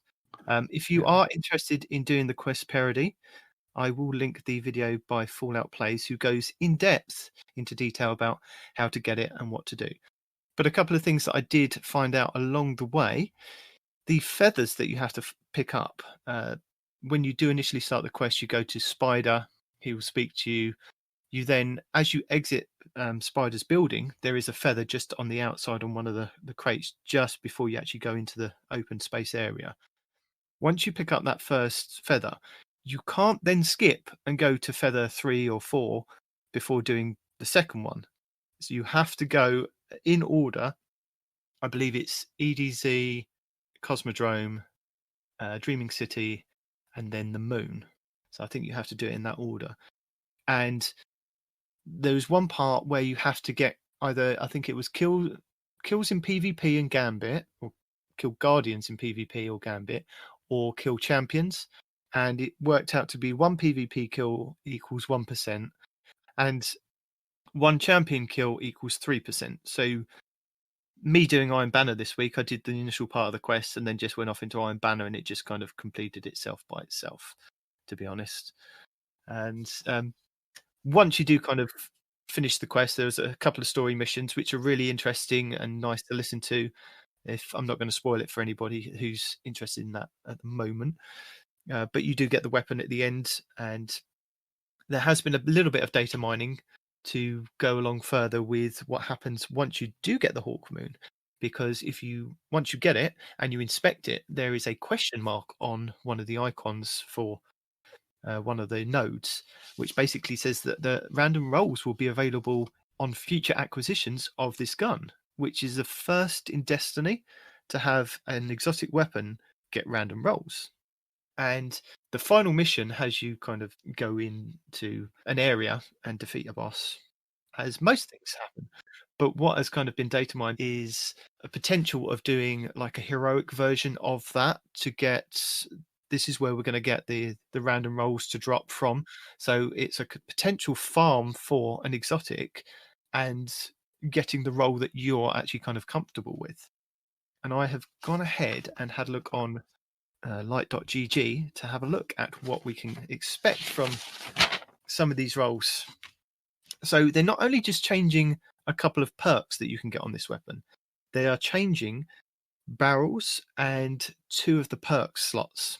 So you're always going to have the alloy mag, so when the magazine is empty, it will reload faster. But the barrels that are going to be available for you are small bore, polygonal rifling, hammer forged rifling, full bore, fluted barrel, extended barrel, chamber compensator, arrowhead brake, and corkscrew rifling. All do various different things with either stability, handling, range. When these roles become available, there'll probably be a lot of guides on what is the god roll or what is the best role for PvE or PvP. We will find them and link them in the show notes. But until that kind of drops and tested, I guess, to see, we don't really know. So in the first selectable slots that you could potentially get the nodes are Surplus, Quick Draw, Hipfire Grip, Eye of the Storm, Snapshot Sights, Killing Wind, Moving Target, Rangefinder, and Opening Shot. And in the third node, you have different grips. So Textured Grip increases handling and decreases stability. Polymer Grip increases handling. Heavy Grip increases stability, decreases handling. Combat Grip greatly controls recoil. And Smooth Grip slightly increases handling and stability. So there's a lot to kind of take in there. But what's your guys' views on this new style of exotic weapon? I hope it doesn't become a habit. The whole point of an exotic is we know what we're getting when we get it, right? That is the whole point of it. If you're going to start giving exotics random rolls, what's the point?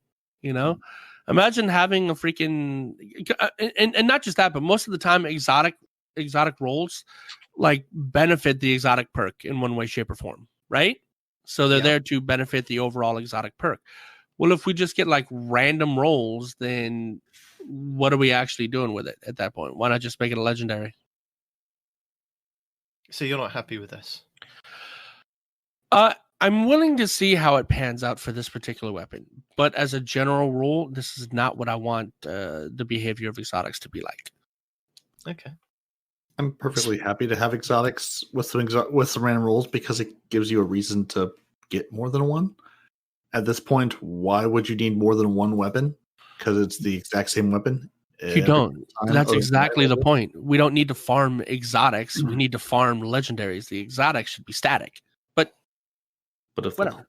Yeah, I was like, but if you can make it better, I mean, it at least gives you a reason to care. Like you know, I've started caring about Zur again because he can bring randomly rolled armor pieces. So, you know, extending that to the weapons, it's something to do. If you have one and you love that one and you never think about it again, fine, stick with it. You know, I like that it adds another level of thing you can go and, you know, min max and grind for and give Night Demon a reason to have 16 different of the same exotics in his vault. But you can also completely ignore it if you don't care, or just happen to say, "Oh, hey, this one's a little bit better." let me replace it with the one I have. It at least gives you some reason to sort of cycle through exotics versus having them sit in your vault at whatever light level they were boosted to by the game last and never think about them again. Looking at you, every exotic hand cannon. So you're all for exotic random rolls on the weapons, not the armor, the weapons. Why not? Because just like most of this game, you can absolutely, not even care and not pay any attention to it if you don't care. But if you're interested, it just gives you something else to go hunt. If you want to sit here and grind your way through earning exotic engrams or something, or go pick up Zer's quest and get those ciphers every week for another chance at a different sweet business or a better Monte Carlo, or I don't know, insert your favorite exotic here. Yeah, why not? It'll likely come with field prep and hip fire grip on things you don't want, but you get a last word with hip fire grip on or something, and it just becomes even more godlier. Why not? Go for it. It has hip fire grip. Well, there you go. Like I said, you don't want random rolls because they usually come with perks that support its exotic roll, its exotic perk. That's exactly what I'm saying. So bring on the perks that are absolutely stupid and make no sense, like the sniper rifle that needs you to crouch for it to be most effective. But what I think you're forgetting is originally in Destiny 1, all the weapons had selectable nodes that you could craft your own weapon with. A bit like they were still static. Yeah, they were still static though. But a bit like we've got with the Suros in Destiny 2 at the moment, where you can either do fast firing or you can do slow firing when you zoom in and it will do more damage. I mean, originally the Hawkmoon had actualized ballistics, field choke, and aggressive ballistics for a barrel, had the luck in the chamber bullet. You could either use hammerforged rifling, quick draw, or speed reload, and then it had the holding aces, which was 2 more random bullets in your magazine deal a considerable amount of damage. So at that point, you could kind of craft your own weapon. So I can see where they're going down the line of maybe potentially taking some of these exotics back to D1, whereas instead of you just getting the one weapon and then selecting the nodes, this is one weapon that you could then farm to get various different roles with to craft your, just to get people farming more. I'm guessing and playing the game more. Are you laughing or having an asthma attack? Yes. Sorry. Are you laughing at your game that you're playing? Yes. No, I'm thinking, we've been playing stop? the same boss for the whole podcast, and they keep dying and making me solo it, right? And this time I had like 1 health left, and then it stopped me, and the dude's like, R2-D2, when he screams, he goes, "Yeah!" Like, the dude sounded just like that. Sorry, go ahead. Just cut this out. Let it go. You do anyway. Let it go. So yeah, the weapon stats for the Hawkmoon are pretty decent, with an impact of 78, a range of 57, stability is 67, handling 74, and then its hidden stats, it's got an aim assist of 93, and which a is recall ridiculous, by the way. Recall of 96, so kind of in the middle, which is really nice, and a bounce intensity of 4.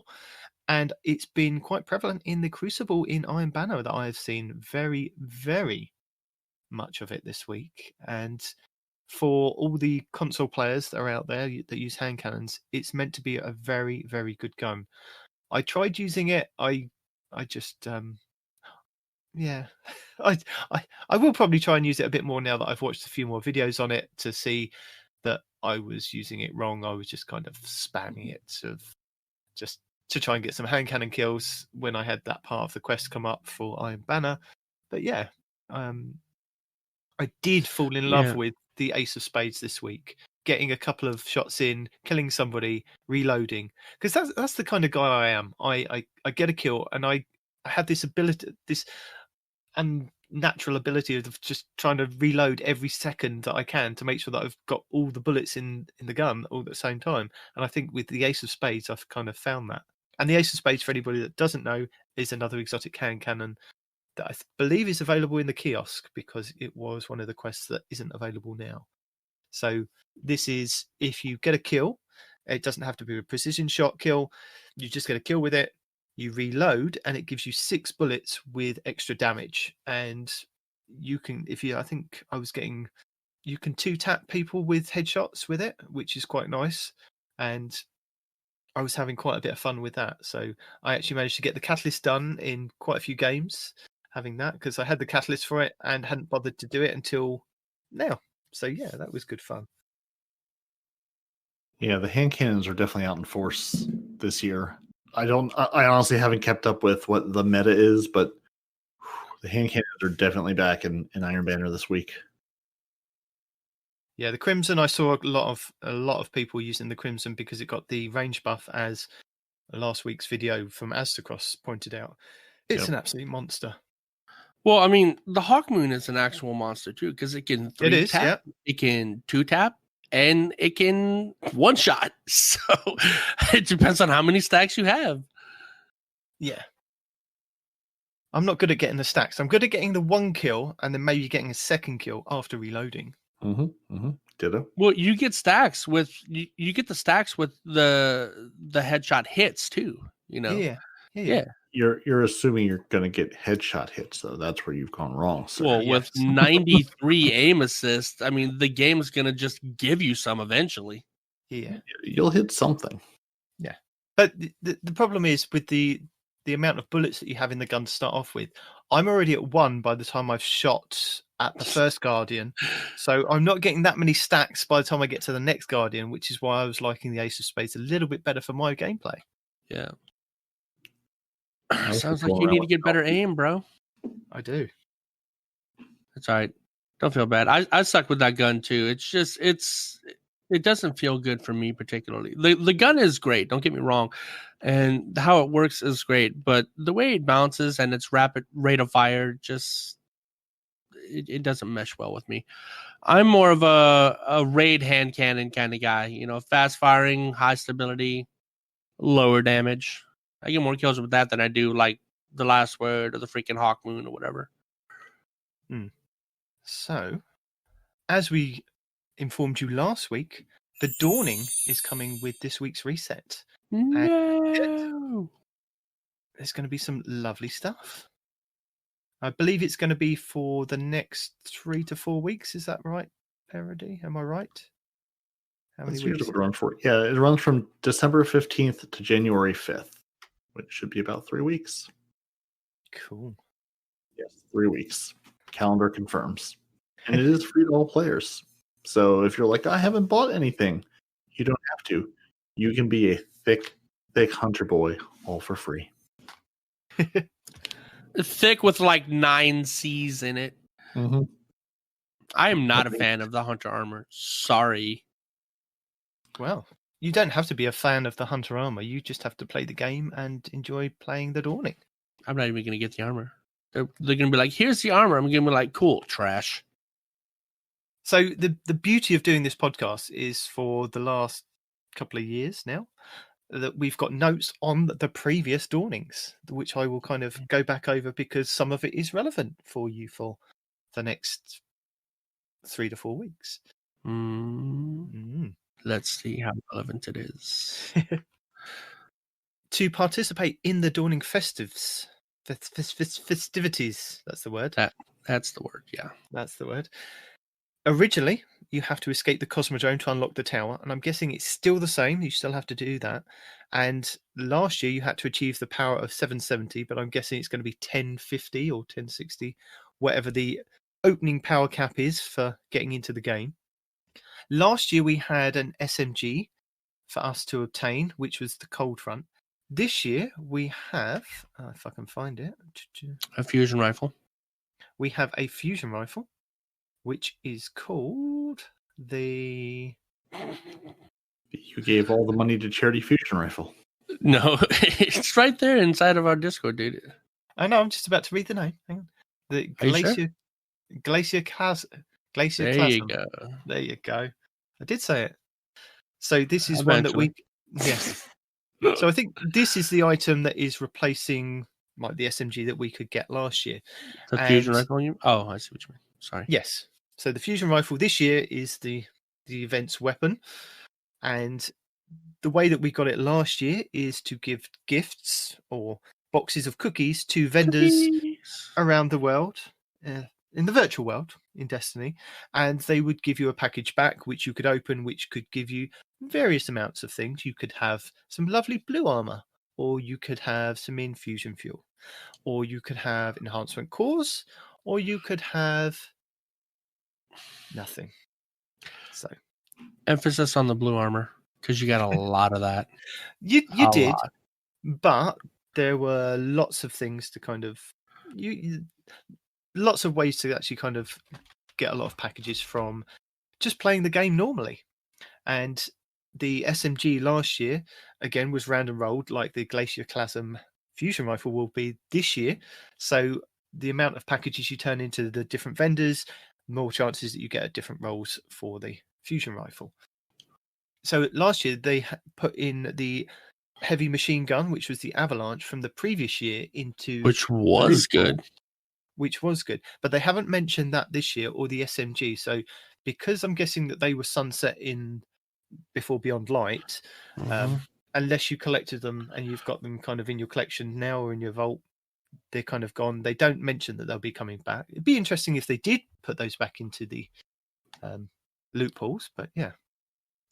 There will be weekly, daily and repeatable dawning bounties, also granting bright dust to give you more sources for the Eververse this year. The details that we have from last year and the year before are all going to be wrong because you can't take cookies to planets that no longer exist. But now you have the crow added. Yeah, so there's that. And then Shaw, you're probably going to have to take some to Shaw. Yeah, no, I've got those. Yeah. So in the Dawning 2018, we had a holiday oven. Last year, we had the holiday oven 2.0, which was found in your quests and bounties tab. That when you inspected it, would show you the different things that you've collected. Now, these were ingredients to bake cookies, and I'll run through the list of ingredients that you can get. So ether cane is from killing Fallen. Is it chitin? Chitin powder? Chitin powder? Chitin. Hive bits.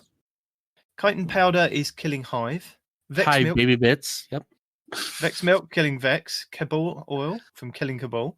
Taken butter from killing Taken. Dark ether cane from killing Scorn. The rare dawning ingredients and how to get them are null taste, which was killing anything with void guns or abilities. Electric flavor, killing anything with electric guns and abilities. Impossible heat, which was solar guns and abilities. Bullet spray, which was killing auto rifles, submachine guns, or heavy machine guns. Delicious explosion, which was killing things with grenades, grenade launchers, or rocket launchers. Sharp flavor, which was killing anything with swords. Personal touch, killing anything with melee attacks or abilities. Perfect taste, kills with precision shots. And flash of inspiration was generating orbs. Now, you could kind of double up on these things if you wanted to go and kill Fallen with melee attacks or swords and things. You could get these ingredients to drop. So you had the common ingredients, and then you had your rare ingredients, and then you had to add a bit of Dawning Essence to this. And Dawning Essence would drop from completing activities. Once you've inserted materials into slot 1, the rare materials into slot 2, and the Dawning Essence into slot 3, once you'd craft those, they would create a cookie, which you could then take to a vendor. And in return, last year's gift, as I said, was the Cold Front SMG, which was a kinetic weapon. This year is going to be the Void Glacier Chasm fusion rifle. And if you'd unlocked cookies from the 2018 Dawning, they were already available for you to select in a drop-down box or a drop-down menu. You didn't need to know the ingredients for those. Last year we had some new ingredients because we had some different vendors. So last year we had Ascendant Oatmeal Raisin Cookies for Eris Morn. We had Riven in the Last Wish, which was really bizarre to go and take that that monster some cookies. We had Saint 14 returning to the tower that wanted Lavender Ribbon Cookies. And the Visage of Callus also had, I think it was Donut Holes Cookies. Ada 1, Benedict 9940. But they've kind of all gone at the moment. So now we get to bring it to Atrax and freaking Tanix Reborn. Yeah, that's what I was thinking. I was thinking, oh my god, people are going to have to go and take it to like the new raid bosses. So as I mentioned, that Eva has bounties for weekly, daily, and repeatables, which gave double XP, which was really nice, with Bright Dust, and it also gave you either essence or recipe items for completing various things. I think the essence was from doing the weeklies, and the recipe items were from doing the dailies and the repeatable ones. So if you're going to kind of double up on your XP, you might as well make sure that you've got your Ghost equipped with the XP boost and your small fire team boost, helping you rank up. Parody, if you want to get higher in your Parody. Singled out. yeah. I would if there was a reason. I'm really high enough to do what I need to do. Perry said, I don't need your guns, woman. I got my own. So the essence was one of the things that people were farming, because a lot of the other ingredients were just kind of dropping as and when you were killing various different enemies with different abilities and weapons. So the essence last year, patrols gave 1 essence, heroic public events gave 5, strikes gave between 5 and 15, Crucible gave between 10 and 15, and the Pit of Heresy dungeon gave 9. So last year there was a lot of like farming methods going around with doing heroic public events on EDZ, because you could kind of transmat from one to another and go round and round in circles. Or you had the possibility, because a lot of people were doing it, was double dipping. And what this is if you've completed a heroic public event really quickly, what you could then do is transmat back to the same location and potentially get into another heroic public event that was continuing, and get double the rewards, even triple the rewards if you were quick enough to get quite a lot. So you could get like 15 essence very, very quickly, rather than spending 15 minutes in a strike to get maybe 5 or 10. 15 minutes could save you 15%. Or if you're just playing the game as normal, these things will drop. So if you are doing various different things like the heroic public events, pick up a patrol, because you never know. It could just, there's lots of patrols and lots of things that you can kind of do, and they've made it a lot easier now for doing patrols and transmatting to different areas. So that's a good bonus. We did have Mayhem up with the Dawning last year, although that's happened this week, and Shax is bringing Shutdown, Outdown, Countdown, something down this week.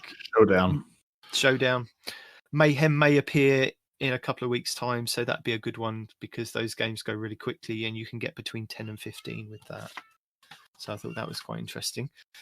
So the recipes for the different people in the tower, we have Zavala's Gajala Doodles, Ether Cane and Delicious Explosion, Shax's Vanilla Blaze, which is Cabal Oil and Sharp Flavour, Hawthorne and Lewis, Elskin Birdseed, which is Ether Cane and Personal Touch, Amanda Holiday, which was Chocolate Chip Cookies, Cabal Oil and Null Taste, Ikora's Traveller Hold Donuts, Cabal Oil and Flash of Inspiration.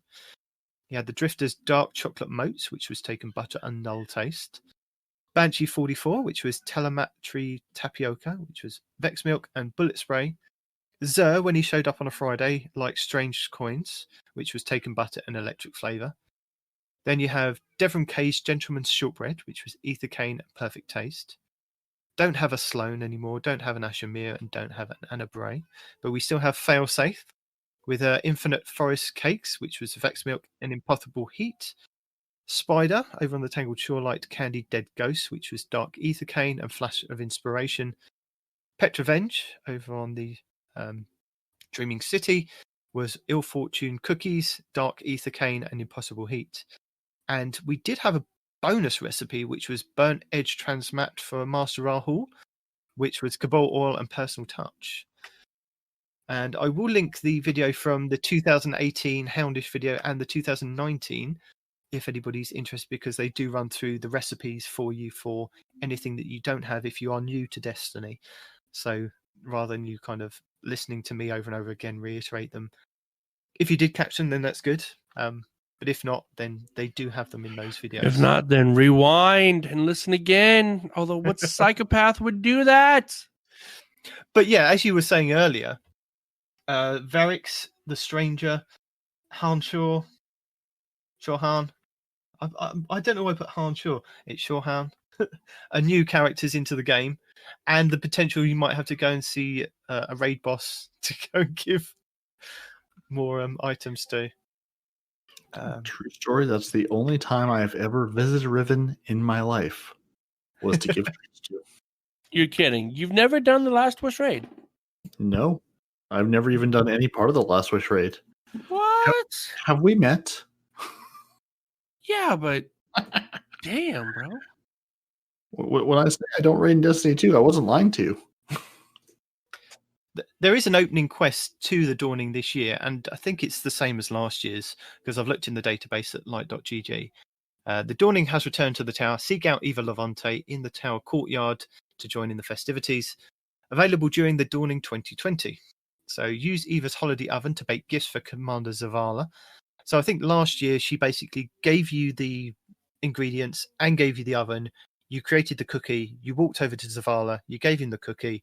He said, "Oh, thank you. Here's a box." You opened it. You then went back to Eva Levante to let her know how Zavala's gift has been received. It seems to be exactly the same text for this year's opening part of the quest. So once you have the oven, if you have done the Dawning in the previous seasons, then those cookies that you've already created will be available for you to kind of just select a node.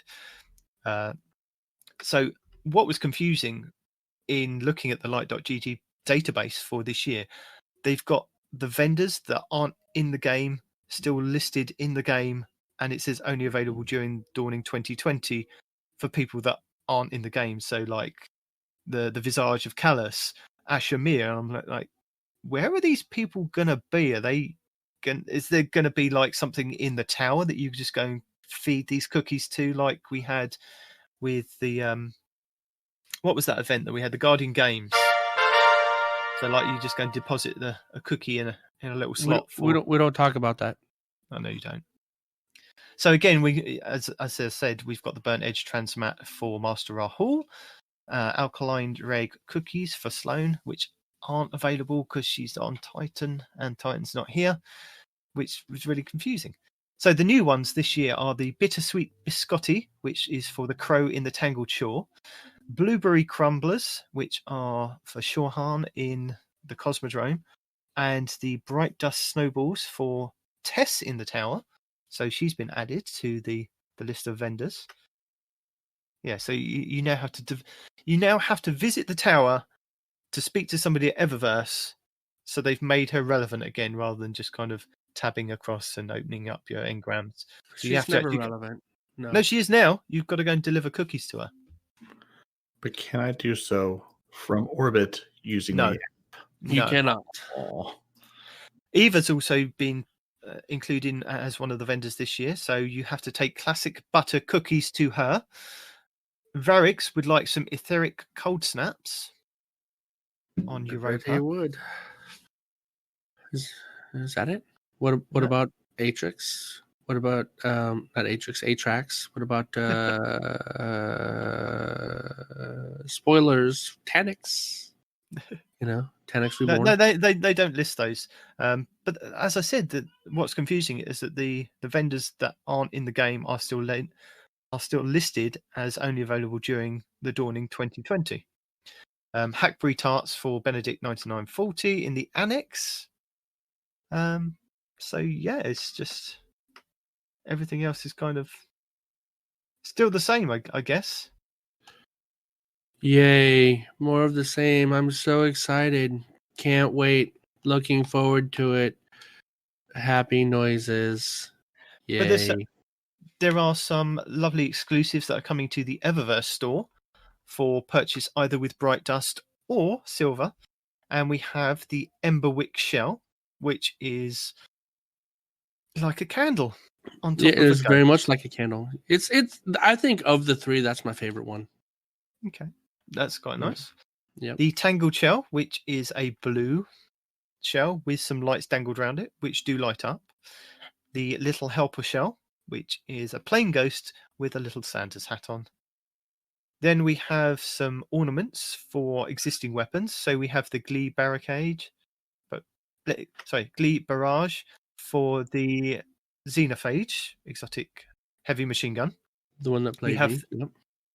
We have the Merrymaker, which is for the Monte Carlo auto rifle. Which looks really cool, actually. Am I weird for saying that? I like that one a lot.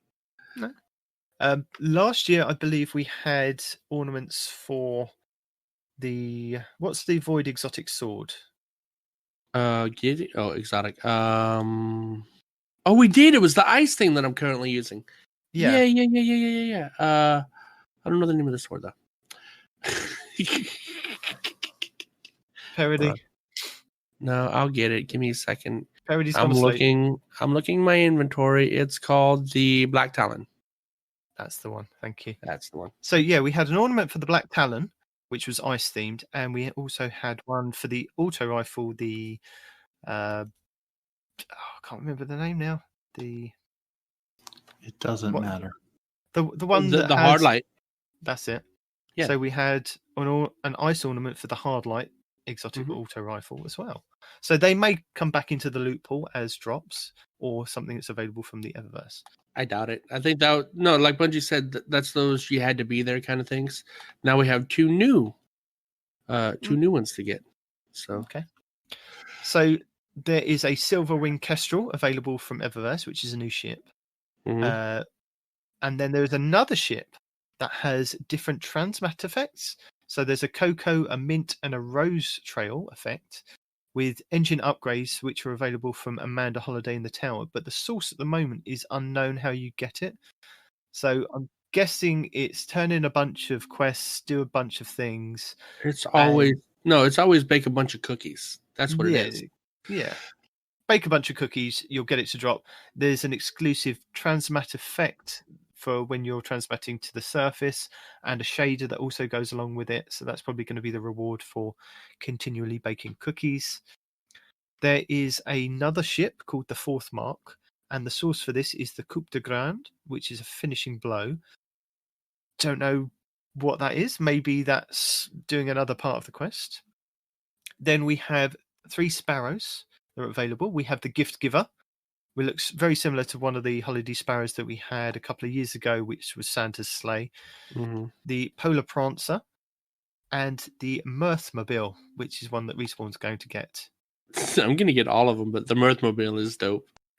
It's like that tiny little sparrow that you see people riding around on, just like a sled version. But it's Christmas themed. It's the tiniest little sparrow ever. Well, no, there's another one that's just a small, but it's the tiniest little sled ever. There we go. Yeah. And then we have the ornaments that are available for each class. So we have the Lucent Knight for the Hunter, Titan, and Warlock. And it's either going to be 6,000 Bright Dust or 1,500 Silver. Sorry. I choked on the amount of Bright Dust that cost. And thank you to Gaming Animal, which is where I've got most of this information from. I will link his videos in the show notes so you can have a look at these. But he does go into the Eververse, which is going to be available for the rest of the season. In the first week, I can see that we have got one of the ghosts that was available last year, which was a snowball one with little wooden antlers coming out the top of his head for 2,500 Bright Dust. There's a couple of other emotes in there that I think were very similar. Is the Snowball one back? Snowball was the best one. Yeah, Snowball, I think, is in there. Yeah. And then Parody's favourite sled from last year, or Sparrow from last year, for 2,500 Bright Dust, which was the Polar Bear. Do you remember this, Parody? You loved that one, didn't you? I do. It's lovely. He saved up all his Bright Dust last year just to get that. Mm-hmm. I'm saving my Bright Dust this year for something different. That you don't use. Hey, that's the entire point of Destiny. You get a thing, you put it in the vault, and you never see it again. It's sort of like Storage Wars, the game. Oh, well, in that case, Demon wins every match, right? If you wanted the new Emberwick shell, which is the ghost that looks like it's a candle, that is going to be available from the first week of the Eververse store for 2,500 Bright Dust. There is the Ice Slippery emote, which was 400, which is a blue emote, which I missed out on last year, which I'll probably be picking up. For shame. I know. And the ice skating one, that looks like it's returning as well. That's the one where you do the ice twirl, like you're on ice skates. That's 700 Bright Dust. Which I'm Zip- devastated that they fixed the animation on. Like once, and then like just hold that pose, like an ice skater pose, but not moving. And they fix it in the last update, and I'm very sad about it. Super duper sad. So But you- Eververse. Sorry. No, I was going to say, did you see that if you use some of these emotes inside of PvP, you actually break the lobby? Yes. No. Yeah. Oh, watch Cheese Forever's video. If you mix these freaking emotes with Frost subclass, like you freeze somebody while they're doing the twirl, for example, the whole lobby crashes. Everybody's got to reset their Xbox or the game. Yeah. Yeah. It's a thing. We'll link the video. Interesting. Mm-hmm. So Eververse for week 22nd of December, you have a potential of getting a couple of the ships from the previous, or a ship from the previous Dawning. You have that little sparrow that the Respawn wants to get for 2,500 Bright Dust. Mm-hmm. A ghost from, I believe that was the first year, 2018's, for 2,850 Bright Dust. Have a couple of good shaders come back. Don't waste your money on anything except the Snowball Ghost. Snowball Ghost is best ghost. But he's not up yet. Money, nothing. Just He go better be up. and get Bright Dust. If it costs over, just say no. No. If it Well, costs that's- silver, still buy it. Snowball Ghost is best ghost. That's why I'm going through the Bright Dust stuff. I'm not promoting the silver. So that's the week of Christmas. Then the week of the 29th of December, we have the Santa's Little Helper Ghost. If you're waiting for that one to come up, that's the week after. So that's on the 29th for 2,500. So for the 5th of January, if you are looking for the Hard Light Ornament, that is 1,250 Bright Dust. That will be available that week. And a couple of other interesting items. And then if you have been waiting for the ornaments to come up for the new Hawkmoon, the first ornament for the Hawkmoon will be available on the 2nd of February. That week it'll be available for 1,250 Bright Dust. And I believe the week after is the other ornament for it, which it doesn't list here because I think Bungie have changed the API a couple of times.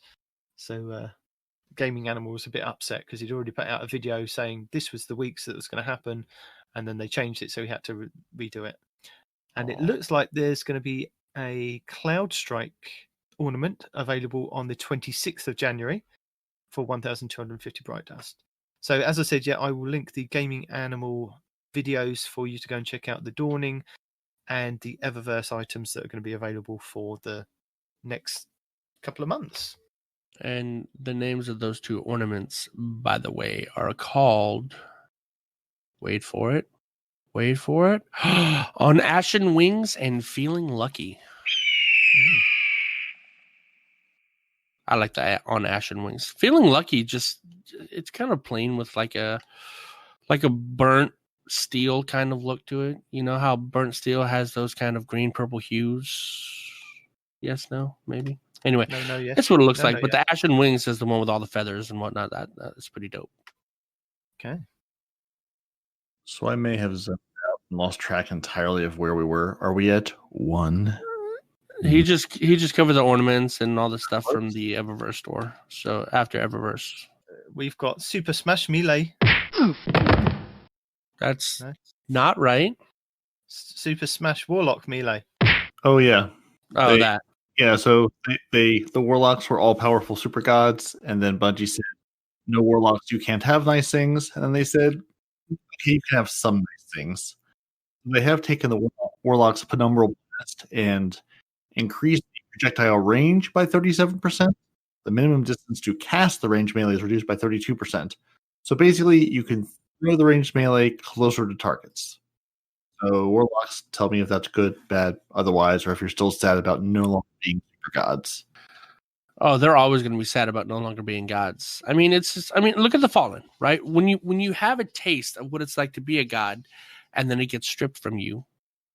I mean, there you go, right? Do I need to continue? Of course, they're salty. Because we've raised over $1 million, and that means we know about the weapons we've talked about. We know what the thick hunter armor looks like, and we also know we're getting a whole bunch of lore readings for every milestone we hit above $1 million. We're getting some fancy lore readings from fancy lore readers. And let's see, real-time update, where we are sitting at the moment. So we are at $1.2 million as we record today. So every $50,000 over $1 million, we're getting additional lore readers. So that means we're going to get, of course, you would start with this guy's name, Dr. Andrew DeLuca from Grey's Anatomy. Both his names start with Giacomo Giannotti, something like that. We'll go with that. We'll go with that one. What the hell are we talking about? And then, so he's going to read the first bit of secret lore, new lore, fun lore. We've also got Morla Goronda, who plays Eris. Gorondona. Morla Gorondona, sorry. Erika Ishii, who plays Anna Bray from Destiny 2. And Peter Jessup, the Guardian and Exo Male from Destiny 2, are so far our confirmed new lore readers. Keep giving money to the Game to Give campaign. And our buddy Dominus Gall, Neil Kaplan. Jay Desperia from The Good Fight, Nyambi. Brandon O'Neill, who played Aldrin Solve. Moira Quirk, the emissary / Exo Stranger / Orin of Destiny 2. And of course, Zara Fazal, the Guardian of Destiny 2, are also on tap to read lore if the money keeps coming in. So every $50,000 Bungie raises, we get more lore for more fantastic readers. So keep the money coming. It all goes to a good cause.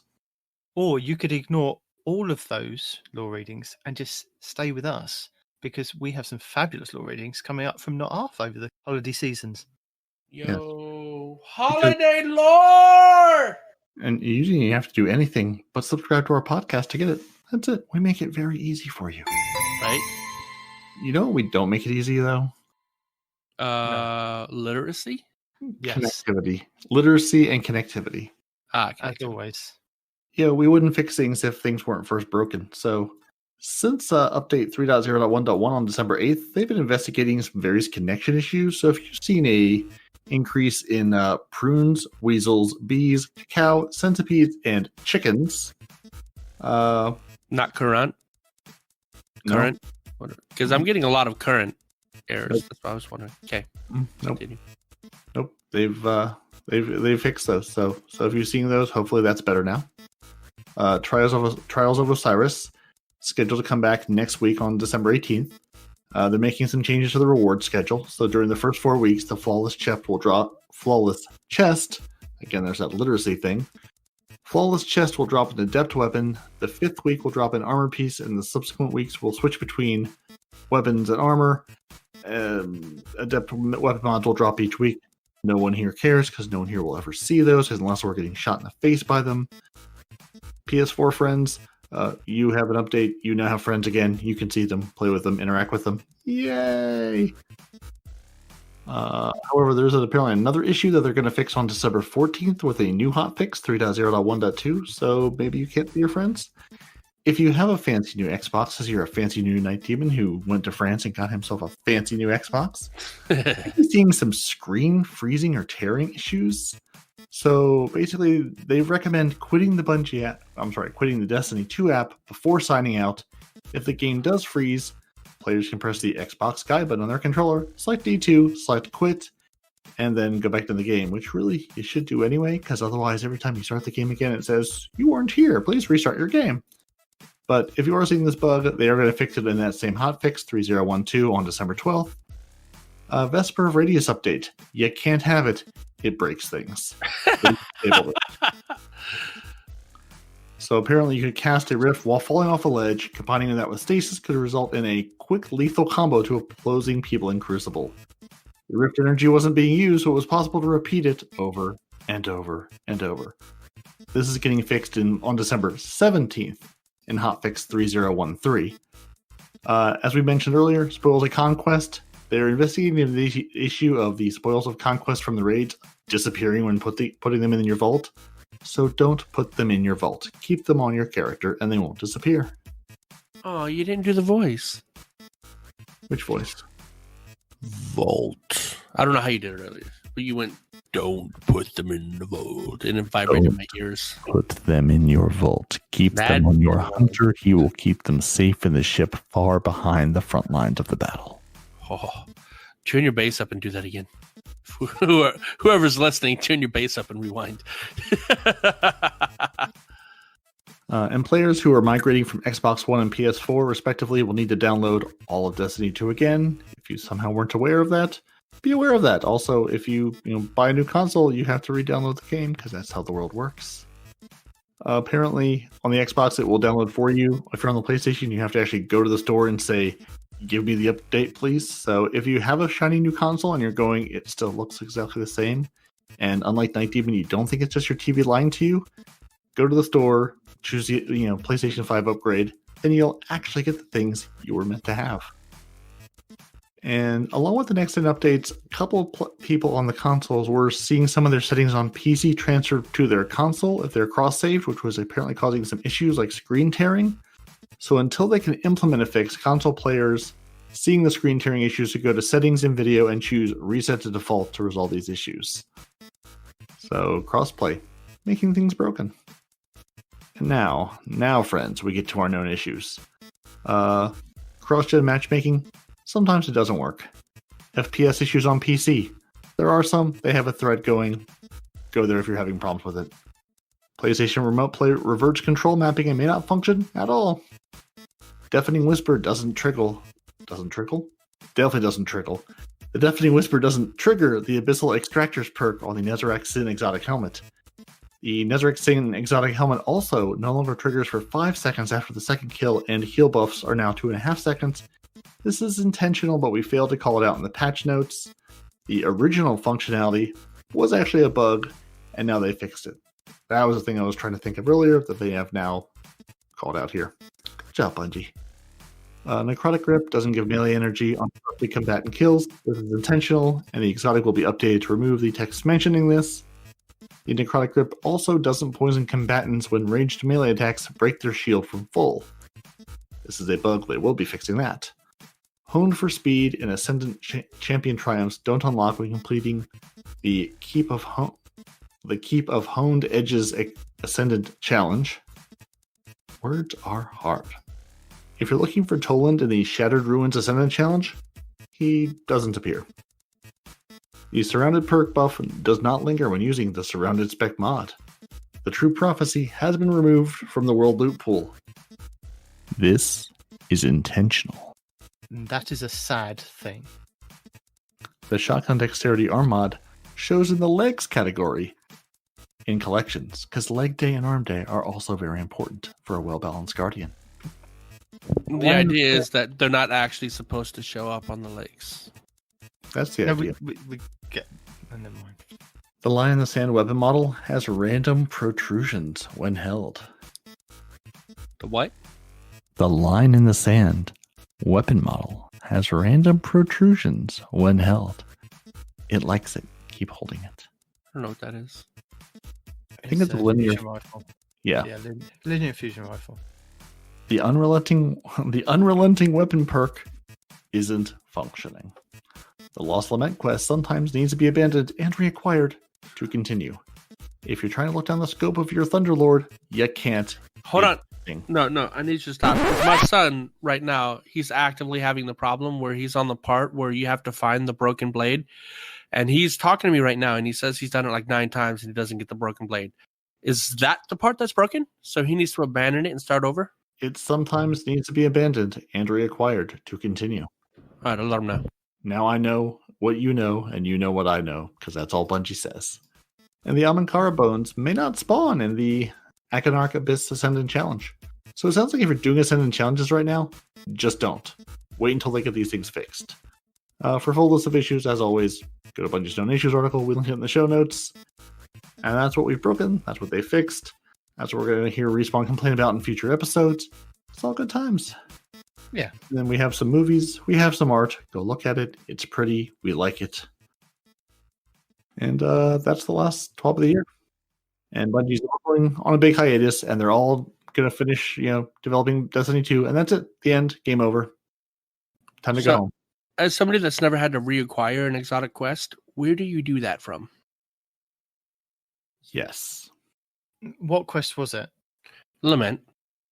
The Lament. So who does he pick it up from in the first place? Banshee? Yeah, Yes. yeah. You have to figure out which vendor. If it's not at Banshee, then If it's not a Banshee, then it'd be either Verix or the Exo Stranger, because those are the points of the quest that you go and you do various different things for it, isn't there? Yeah, likely whoever gives you the lament when you finish it, that's who will have the abandoned quest. Gotcha. I know who it is because I've only just found my Exos and talked to the giant head.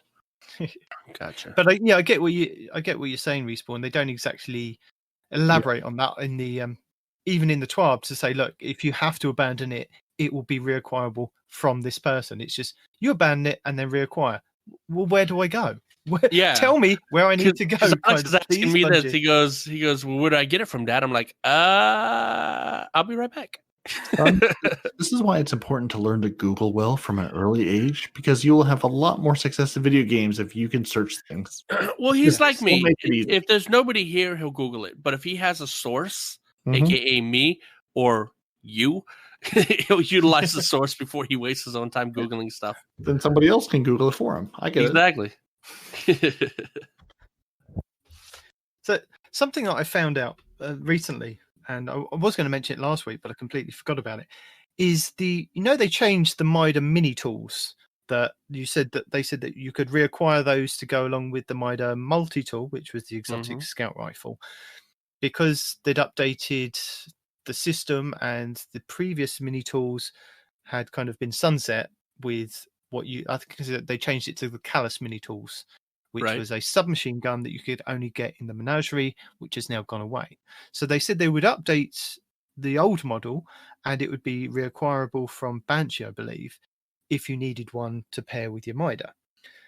But I had 3 in my vault, 3 original Mida mini tools in the 3 different flavors that were available, because when we started Destiny 2, you could put whatever burn you wanted on whatever energy weapon. So I had one in Arc, Solar, and Void, and they were quite happy sitting in my vault. Now, I went to my vault the other day, and they've been updated, and they've taken all my burns off. They've changed all the original ones that I was hanging on to into a solar burn. I mean, sir, they've given you 2 extra vault spaces back. They did give me 2 extra vault spaces back, but I was unhappy that this wasn't mentioned in any of the notes that they were going to go back and touch something that I'd already reacquired and I was quite happy to hold on to in my vault to do various different things. Because if I want to take that into Crucible and I want to swap it out for, like, if I know I'm going up against Arc Titans and I want to burn their Arc shields down quicker, I might want to use that against them. You might. Yeah. But a little bit of irony, guys. I don't know if you've noticed this, but you know how the Vesper of Radius is disabled? Guess what Xur is selling? The disabled Vesper of Radius? The disabled Vesper of Radius. So you mentioned about the rage glitch, didn't you? Which is... Oh, no, you didn't mention the rage glitch this week that is stopping DPS. Did you know about this one, Respawn? I haven't experienced it, so no. I just Respawn just rages and then just quits. Isn't that the glitch, or is this No?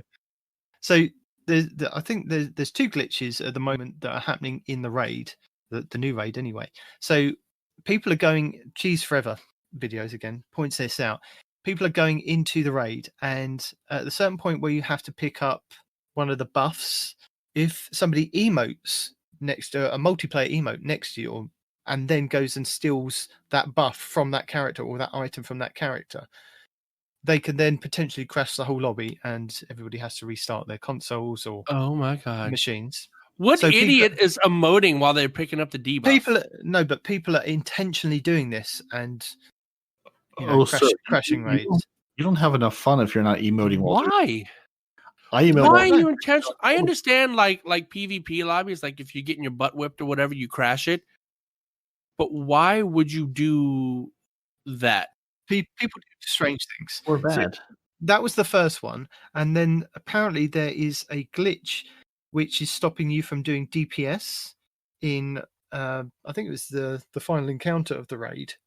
If you do something, I can't remember exactly the details. There were lots of things I read that were like, during this phase, this can't be happening, this won't be done.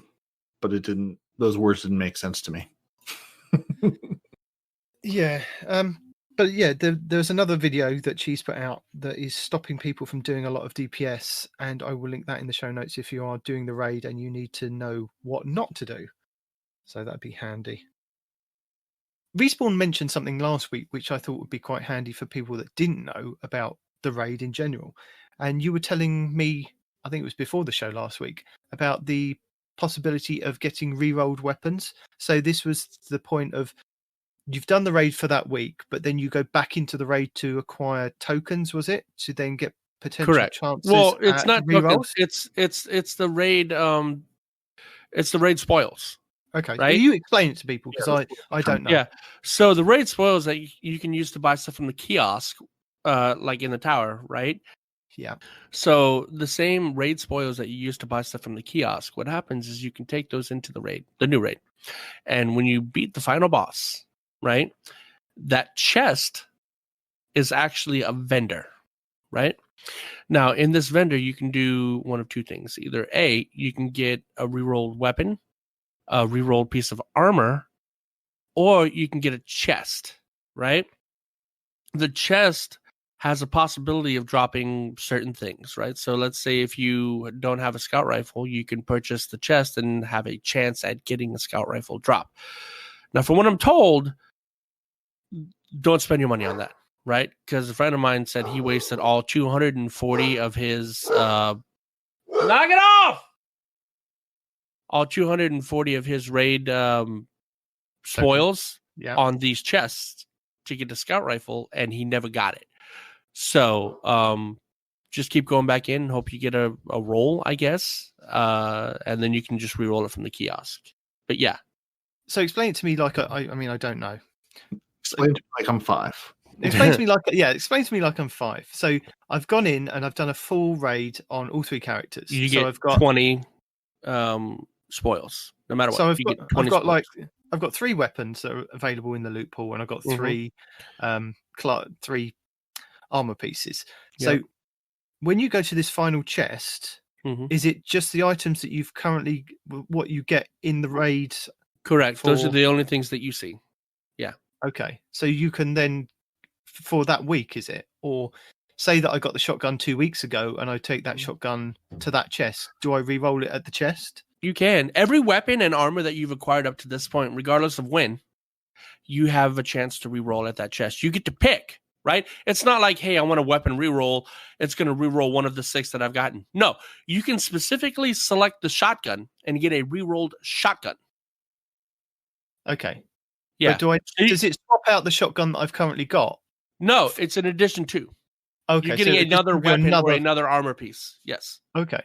So I could get like a half a god roll on the shotgun, and I get to this final chest, use my spoils to possibility get another roll of a shotgun. No, you're definitely going to get another shotgun roll if you buy it. Yeah. 100%. But yeah, I mean, that's what it is. It's just like getting another, it's like going through the raid again and getting another chest and another random rolled shotgun drops. That's all it is. You're just purchasing a reroll on a new weapon or armor piece. Okay, got you. Because I was a bit... Which one you want. Like last week, you could say, give me what this thing. You say, yeah, I want another shotgun. Let me roll the dice on the shotgun versus something from the loot pool. Right. You get to specify what you want the reroll on. So if you've got everything from the raid, all the item, all the armor and all the weapons, it'll come up with a little screen that says, which one do you want? Correct, yeah. In the screen, you're going to have the chest at the top, you're going to have the armor in the middle, and the weapons at the bottom. The armor and the weapons, only ones that you've acquired thus far in your whole raid career, are going to show up there, right? So if you have all of the weapons and all of the armor, they're all going to show up for you. If you're like Fuzco, who's gotten 9 shotguns every time we've gone in the raid, the only weapon he gets to choose from is the shotgun, because that's all he's gotten, right? So sorry, Fuzz. The 10th shotgun is really where it's at. Right. And still, after all these rolls, he still doesn't have the God roll shotgun. I feel so bad for him. Or he might have. I don't know if he's done the raid since we played. But at the time that I'm making this recording, my knowledge is that he's got nothing but shotguns, and none of them have been in the God roll. So. Okay. The only reason I ask is because I've seen a lot of people just keep doing the raids, and I was just wondered why there was a reasoning behind it, and I didn't know if everybody knew. Every time you do the raid, you get 20 spoils, right? You get 5 from each encounter, and the weapon rerolls at the end cost 20 spoils. So Okay, there you go. Every raid run, every raid completion is 1 weapon. and that's reroll. a full run from beginning to end. Correct. Each one gives you 5 spoils. If you only clear the boss, you'll only get 5 spoils. Okay, but you can get the spoils from the Last Wish raid as well, can't you? Yeah, you can get them from any raid. They're raid spoils, so you can get them from any raid you want to. Fair enough. Okay, so with that, there's a couple of good weapons that have kind of floated to the top, apart from the shotgun, because you spoke about that last week. I've heard good things about the Prosperity hand cannon and the trusty scout rifle. Now, the Prosperity, Deicide has done a video on this because he thinks, and it was kind of, I think it was, who was it? It might have been Fallout Plays. Somebody else mentioned, or it might have been on the DCP podcast, that the Prosperity hand cannon is feeling very much like the Not Forgotten. So it's a Not Forgotten 2.0. It's that kind of pre-nerfed Not Forgotten, if you can get the good rolls on it. And Sure. there was one roll that you could get that I think it's the one where you get hits on various different targets. What's the perk that you can get on? One for All is the one you're thinking of. Is that the one? So Yep. if you get like hits on 3 different targets, You get a damage buff. you get a damage buff. Mhm. So paired with a couple of other perks, he was getting like Not Forgotten post nerf kills in Crucible, which seemed to be really good for this gun. And Sure.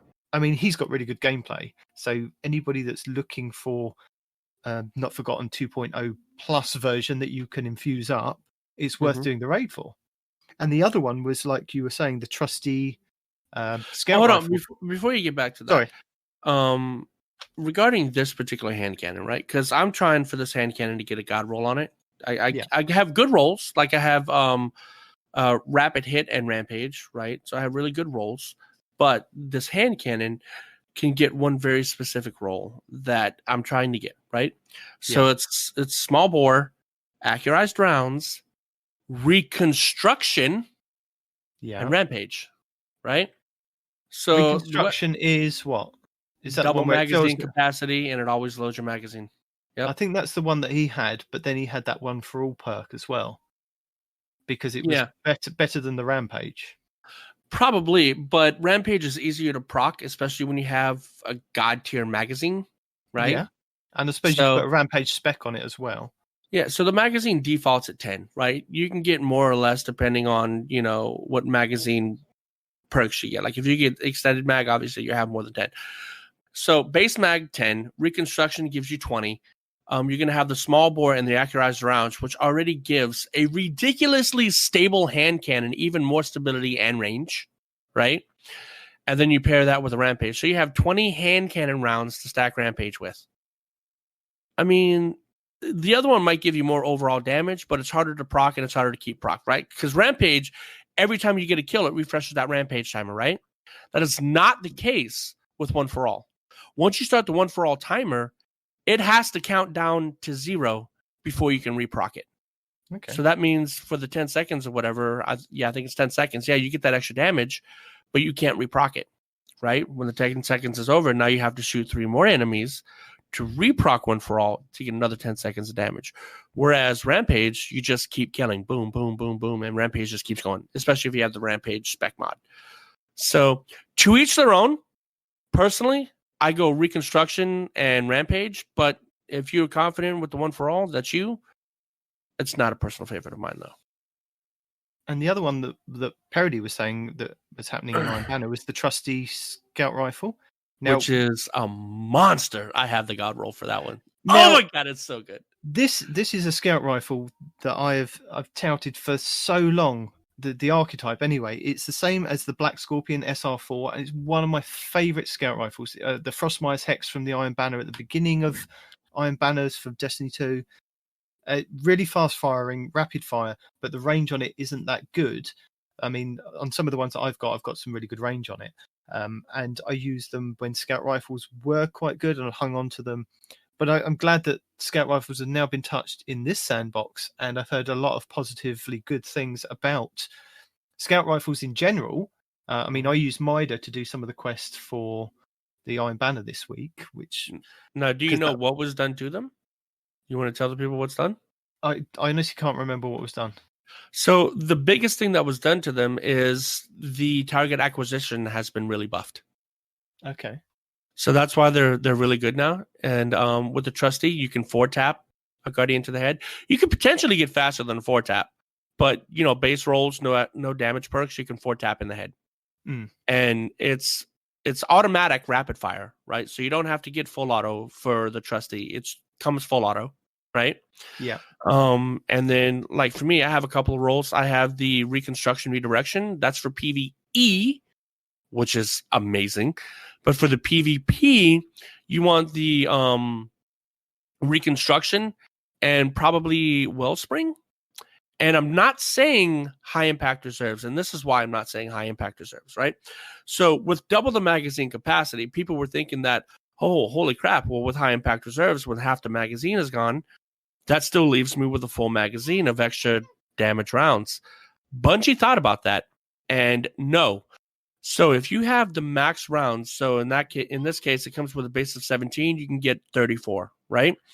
When you burn through the first 17 and you're at the last 17, you don't get the damage buff. You get the damage buff when half of 17 has been met. So it's actually 1/4 of your overall magazine and not 1/2 if you have reconstruction. That's only if you have a reconstruction. Okay. Yeah. So yeah, I thought there was just 2 weapons to point out if anybody does want to kind of go into the raid to go and get that I think would be quite useful, because the hand cannons at the moment are quite up there, and the Scorpion SR4 was a fantastic fast-firing scout rifle, very similar to how some of the harder-hitting auto rifles are. So that was worth looking out for. I've got a couple of other videos, because I've got some tips, tricks, and guides to point out. Just a few this week. So JB3, who I can see in the background was helped by Squirlock Holmes. He's done an Inside the Reservoir secret area tutorial. So this is a new area that is not part of the Crow mission this week. They've managed to glitch into and have a look at, which is quite interesting. Froggy 618577725 has done an out of bounds double restricted area in the raid. This is where you kind of go up the lift shafts, I believe. You can get into 2 different areas at the same time. So that might be one for you to have a look at and have a giggle and respawn. Right. Ibontis. I'm going to re-highlight this one, especially for you, Panoramics 18. Season of the Hunt complete guide for the Wrathborns. Because, again, he was asking me last night, is there a specific order that he needs to do things in? Ibontis has got it all laid out for you if you have any questions. So there's one for you.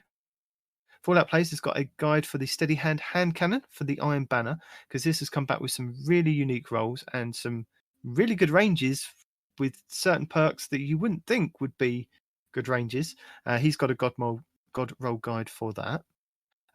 Cheese Forever has got 2 guides on how to solo the Prophecy dungeon and how to solo the Pit of Heresy dungeon and get the triumphs to pop up. You don't actually solo it. You just need the boss checkpoint. But yeah. Yes, but he kind of shows you that. But he has pointed out in the Prophecy dungeon, the rewards for doing solo flawless and solo, the Sparrow and the Ghost Shell aren't available at the moment. It doesn't know whether they're bugged, because last season they were available for doing, I think you had to do 1 solo to get one of the items, and if you did a flawless version, then you got the other item, or if you did solo flawless, you got both items to drop.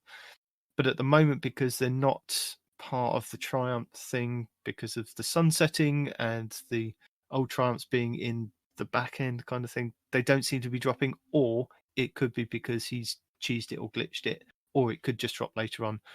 But if you want to kind of get those Triumphs, he's got 2 guides for you for that.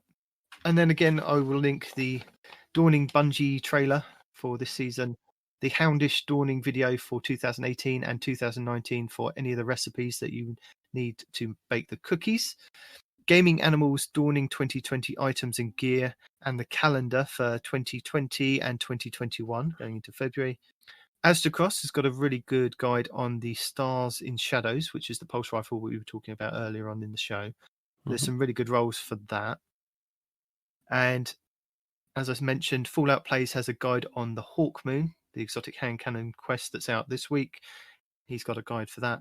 And every new perk in the game that has dropped with the raid and trials and everything else that's kind of Iron Banner, he's got a guide for you for every new perk. So it's worth checking out and going in depth of if you need to know what we already haven't explained or Respawn hasn't explained with some of his favourites. The only other thing I kind of wanted to point out is if you are still doing some of the stasis quests to progress your subclass, then there is a point where you have to go and get these 2 specific weekly bounties from the Exo Stranger. And if you chose the strike specific route, there's one point where you have to get Dark Reflections, which are killing 5 bosses. Now, there's a quick way of doing this, which is doing the Broodhold strike, because the boss at the end, where she splits into 2, actually counts for 2 of the Dark Reflections. Correct. For the Umbral Duty Stranger quest step. So these are for more aspects. So if you want to kind of get that done quickly, it's only going to take you 3 strikes to do that. If you are looking to kind of level up your gear and you're really confused at what gear level you got across all your characters, Destiny Item Manager at the top of the screen, if you highlight your character, it's got a kind of 3/8 of item, which will tell you what level all your gear is across all your characters. You can then kind of work out what you might need to go and get for progressing your character in a different area. So if you've got like the lures that you're doing and you might want to select a class item or boots or a primary or energy weapon, and it's available, and that could help you progress your light even further up to the But 1260. the fraction is because you have 8 pieces of gear that have light. Okay. Yes. So it's like for me, for example, it shows 650. I'm sorry. It shows 1260, 0 of 8, right? Or 8 of 8, sorry. That's because I have 8 of 8 things that have to do with light set up, and they're all 1260, right? So if you're looking to get to 1260 and it says, hey, you're 1259, 7 of 8, that means you only have one thing preventing you from getting max light, right? So you have 7 of 8 items that are 1260. You're just missing that one item that isn't 1260. So yeah, and if you press the arrow next to what he's talking about, there's something that says maximize light on this character, and it will pull over items from your inventory, from other characters, from everything, and equip them to your current character that you want to maximize their light on, and now that character is the max light possible with all of your gear that you have. Yeah. And if you look in our show notes, I do link Destiny Item Manager if you want to link your Bungie.net account to then go and look at your characters, look at your inventories, your vault and everything. It's all kind of linked together. If you're new to Destiny and you don't know what the Destiny Item Manager is, it kind of, if you have access to a phone or desktop, laptop, you can kind of look at your character across this and see what's available in your vault. And it kind of helps you out with some of the weapons give like community feedback of saying, you know, this perk's really good on this weapon or this weapon's really good. So yeah, there's a lot to it to go and look at. Yeah, and those community guidelines, they're not like indicators of god rolls or whatever. They're just indicators of what people say are the best rolls for that weapon. But ultimately, it comes down to what feels best for you. You know, like maybe you like stability more than range, you know, because it feels better. You know, whatever. It's just guidelines. It's not like, oh my god, it's a god roll. Don't look at it like that. And the last couple of guides that I want to point out to you are the Abbey Hour guides for the Beyond Light Penguins. So we're on number 5 this week, and the the Eclipse zones we're on Eventide Ruins for the drone killing. So if you're doing those triumphs, she's got guides for that. But then, as I said last week, keep an eye at the beginning of the week because she does put these out just after reset when she's done them, so that people have got all week to do it. Right. And I think that's it. So Dun, dun, dun, dun. it's over to Parody to finish the show. We have completed another All week. right, thank you for joining us. Your Titan are Parody and Night Demon. Your hunter is no one responsible for your life. Your lore scribe, who will fill at the end of this year, is not ARF. You can email the show at twotitansandahunter@hotmail.com. Find the show on Twitter at twotitans_hunter. We're on Instagram at twotitansandahunter, and on Facebook, you guessed it, Two Titans and a Hunter. If you need raid help, don't look at us. Look to the PC clan. Get in touch with Respawn. He can hook you up. If you're looking for help, go to lfg.frozen.party. That's Frozen with a 0. We're here to offer raid hindrance, laughing at the fact that Trials is still broken, and giggling, because who doesn't love a good giggling? Find all your favorite Guardians on Xbox Live, Respawn on PC, and Night Demon on Stadia, where he's going to Maine next season and become this TV. Watch the show on YouTube, listen to the show on Apple Podcasts, Google Play, Spotify, and everywhere fine podcasts are sold. And dear commenter and listener who wondered what we're going to do with this game, and it's over. How are we going to continue the show? You'll just have to find out. Keep listening. Indeed. And until then, gents, say goodbye. Goodbye.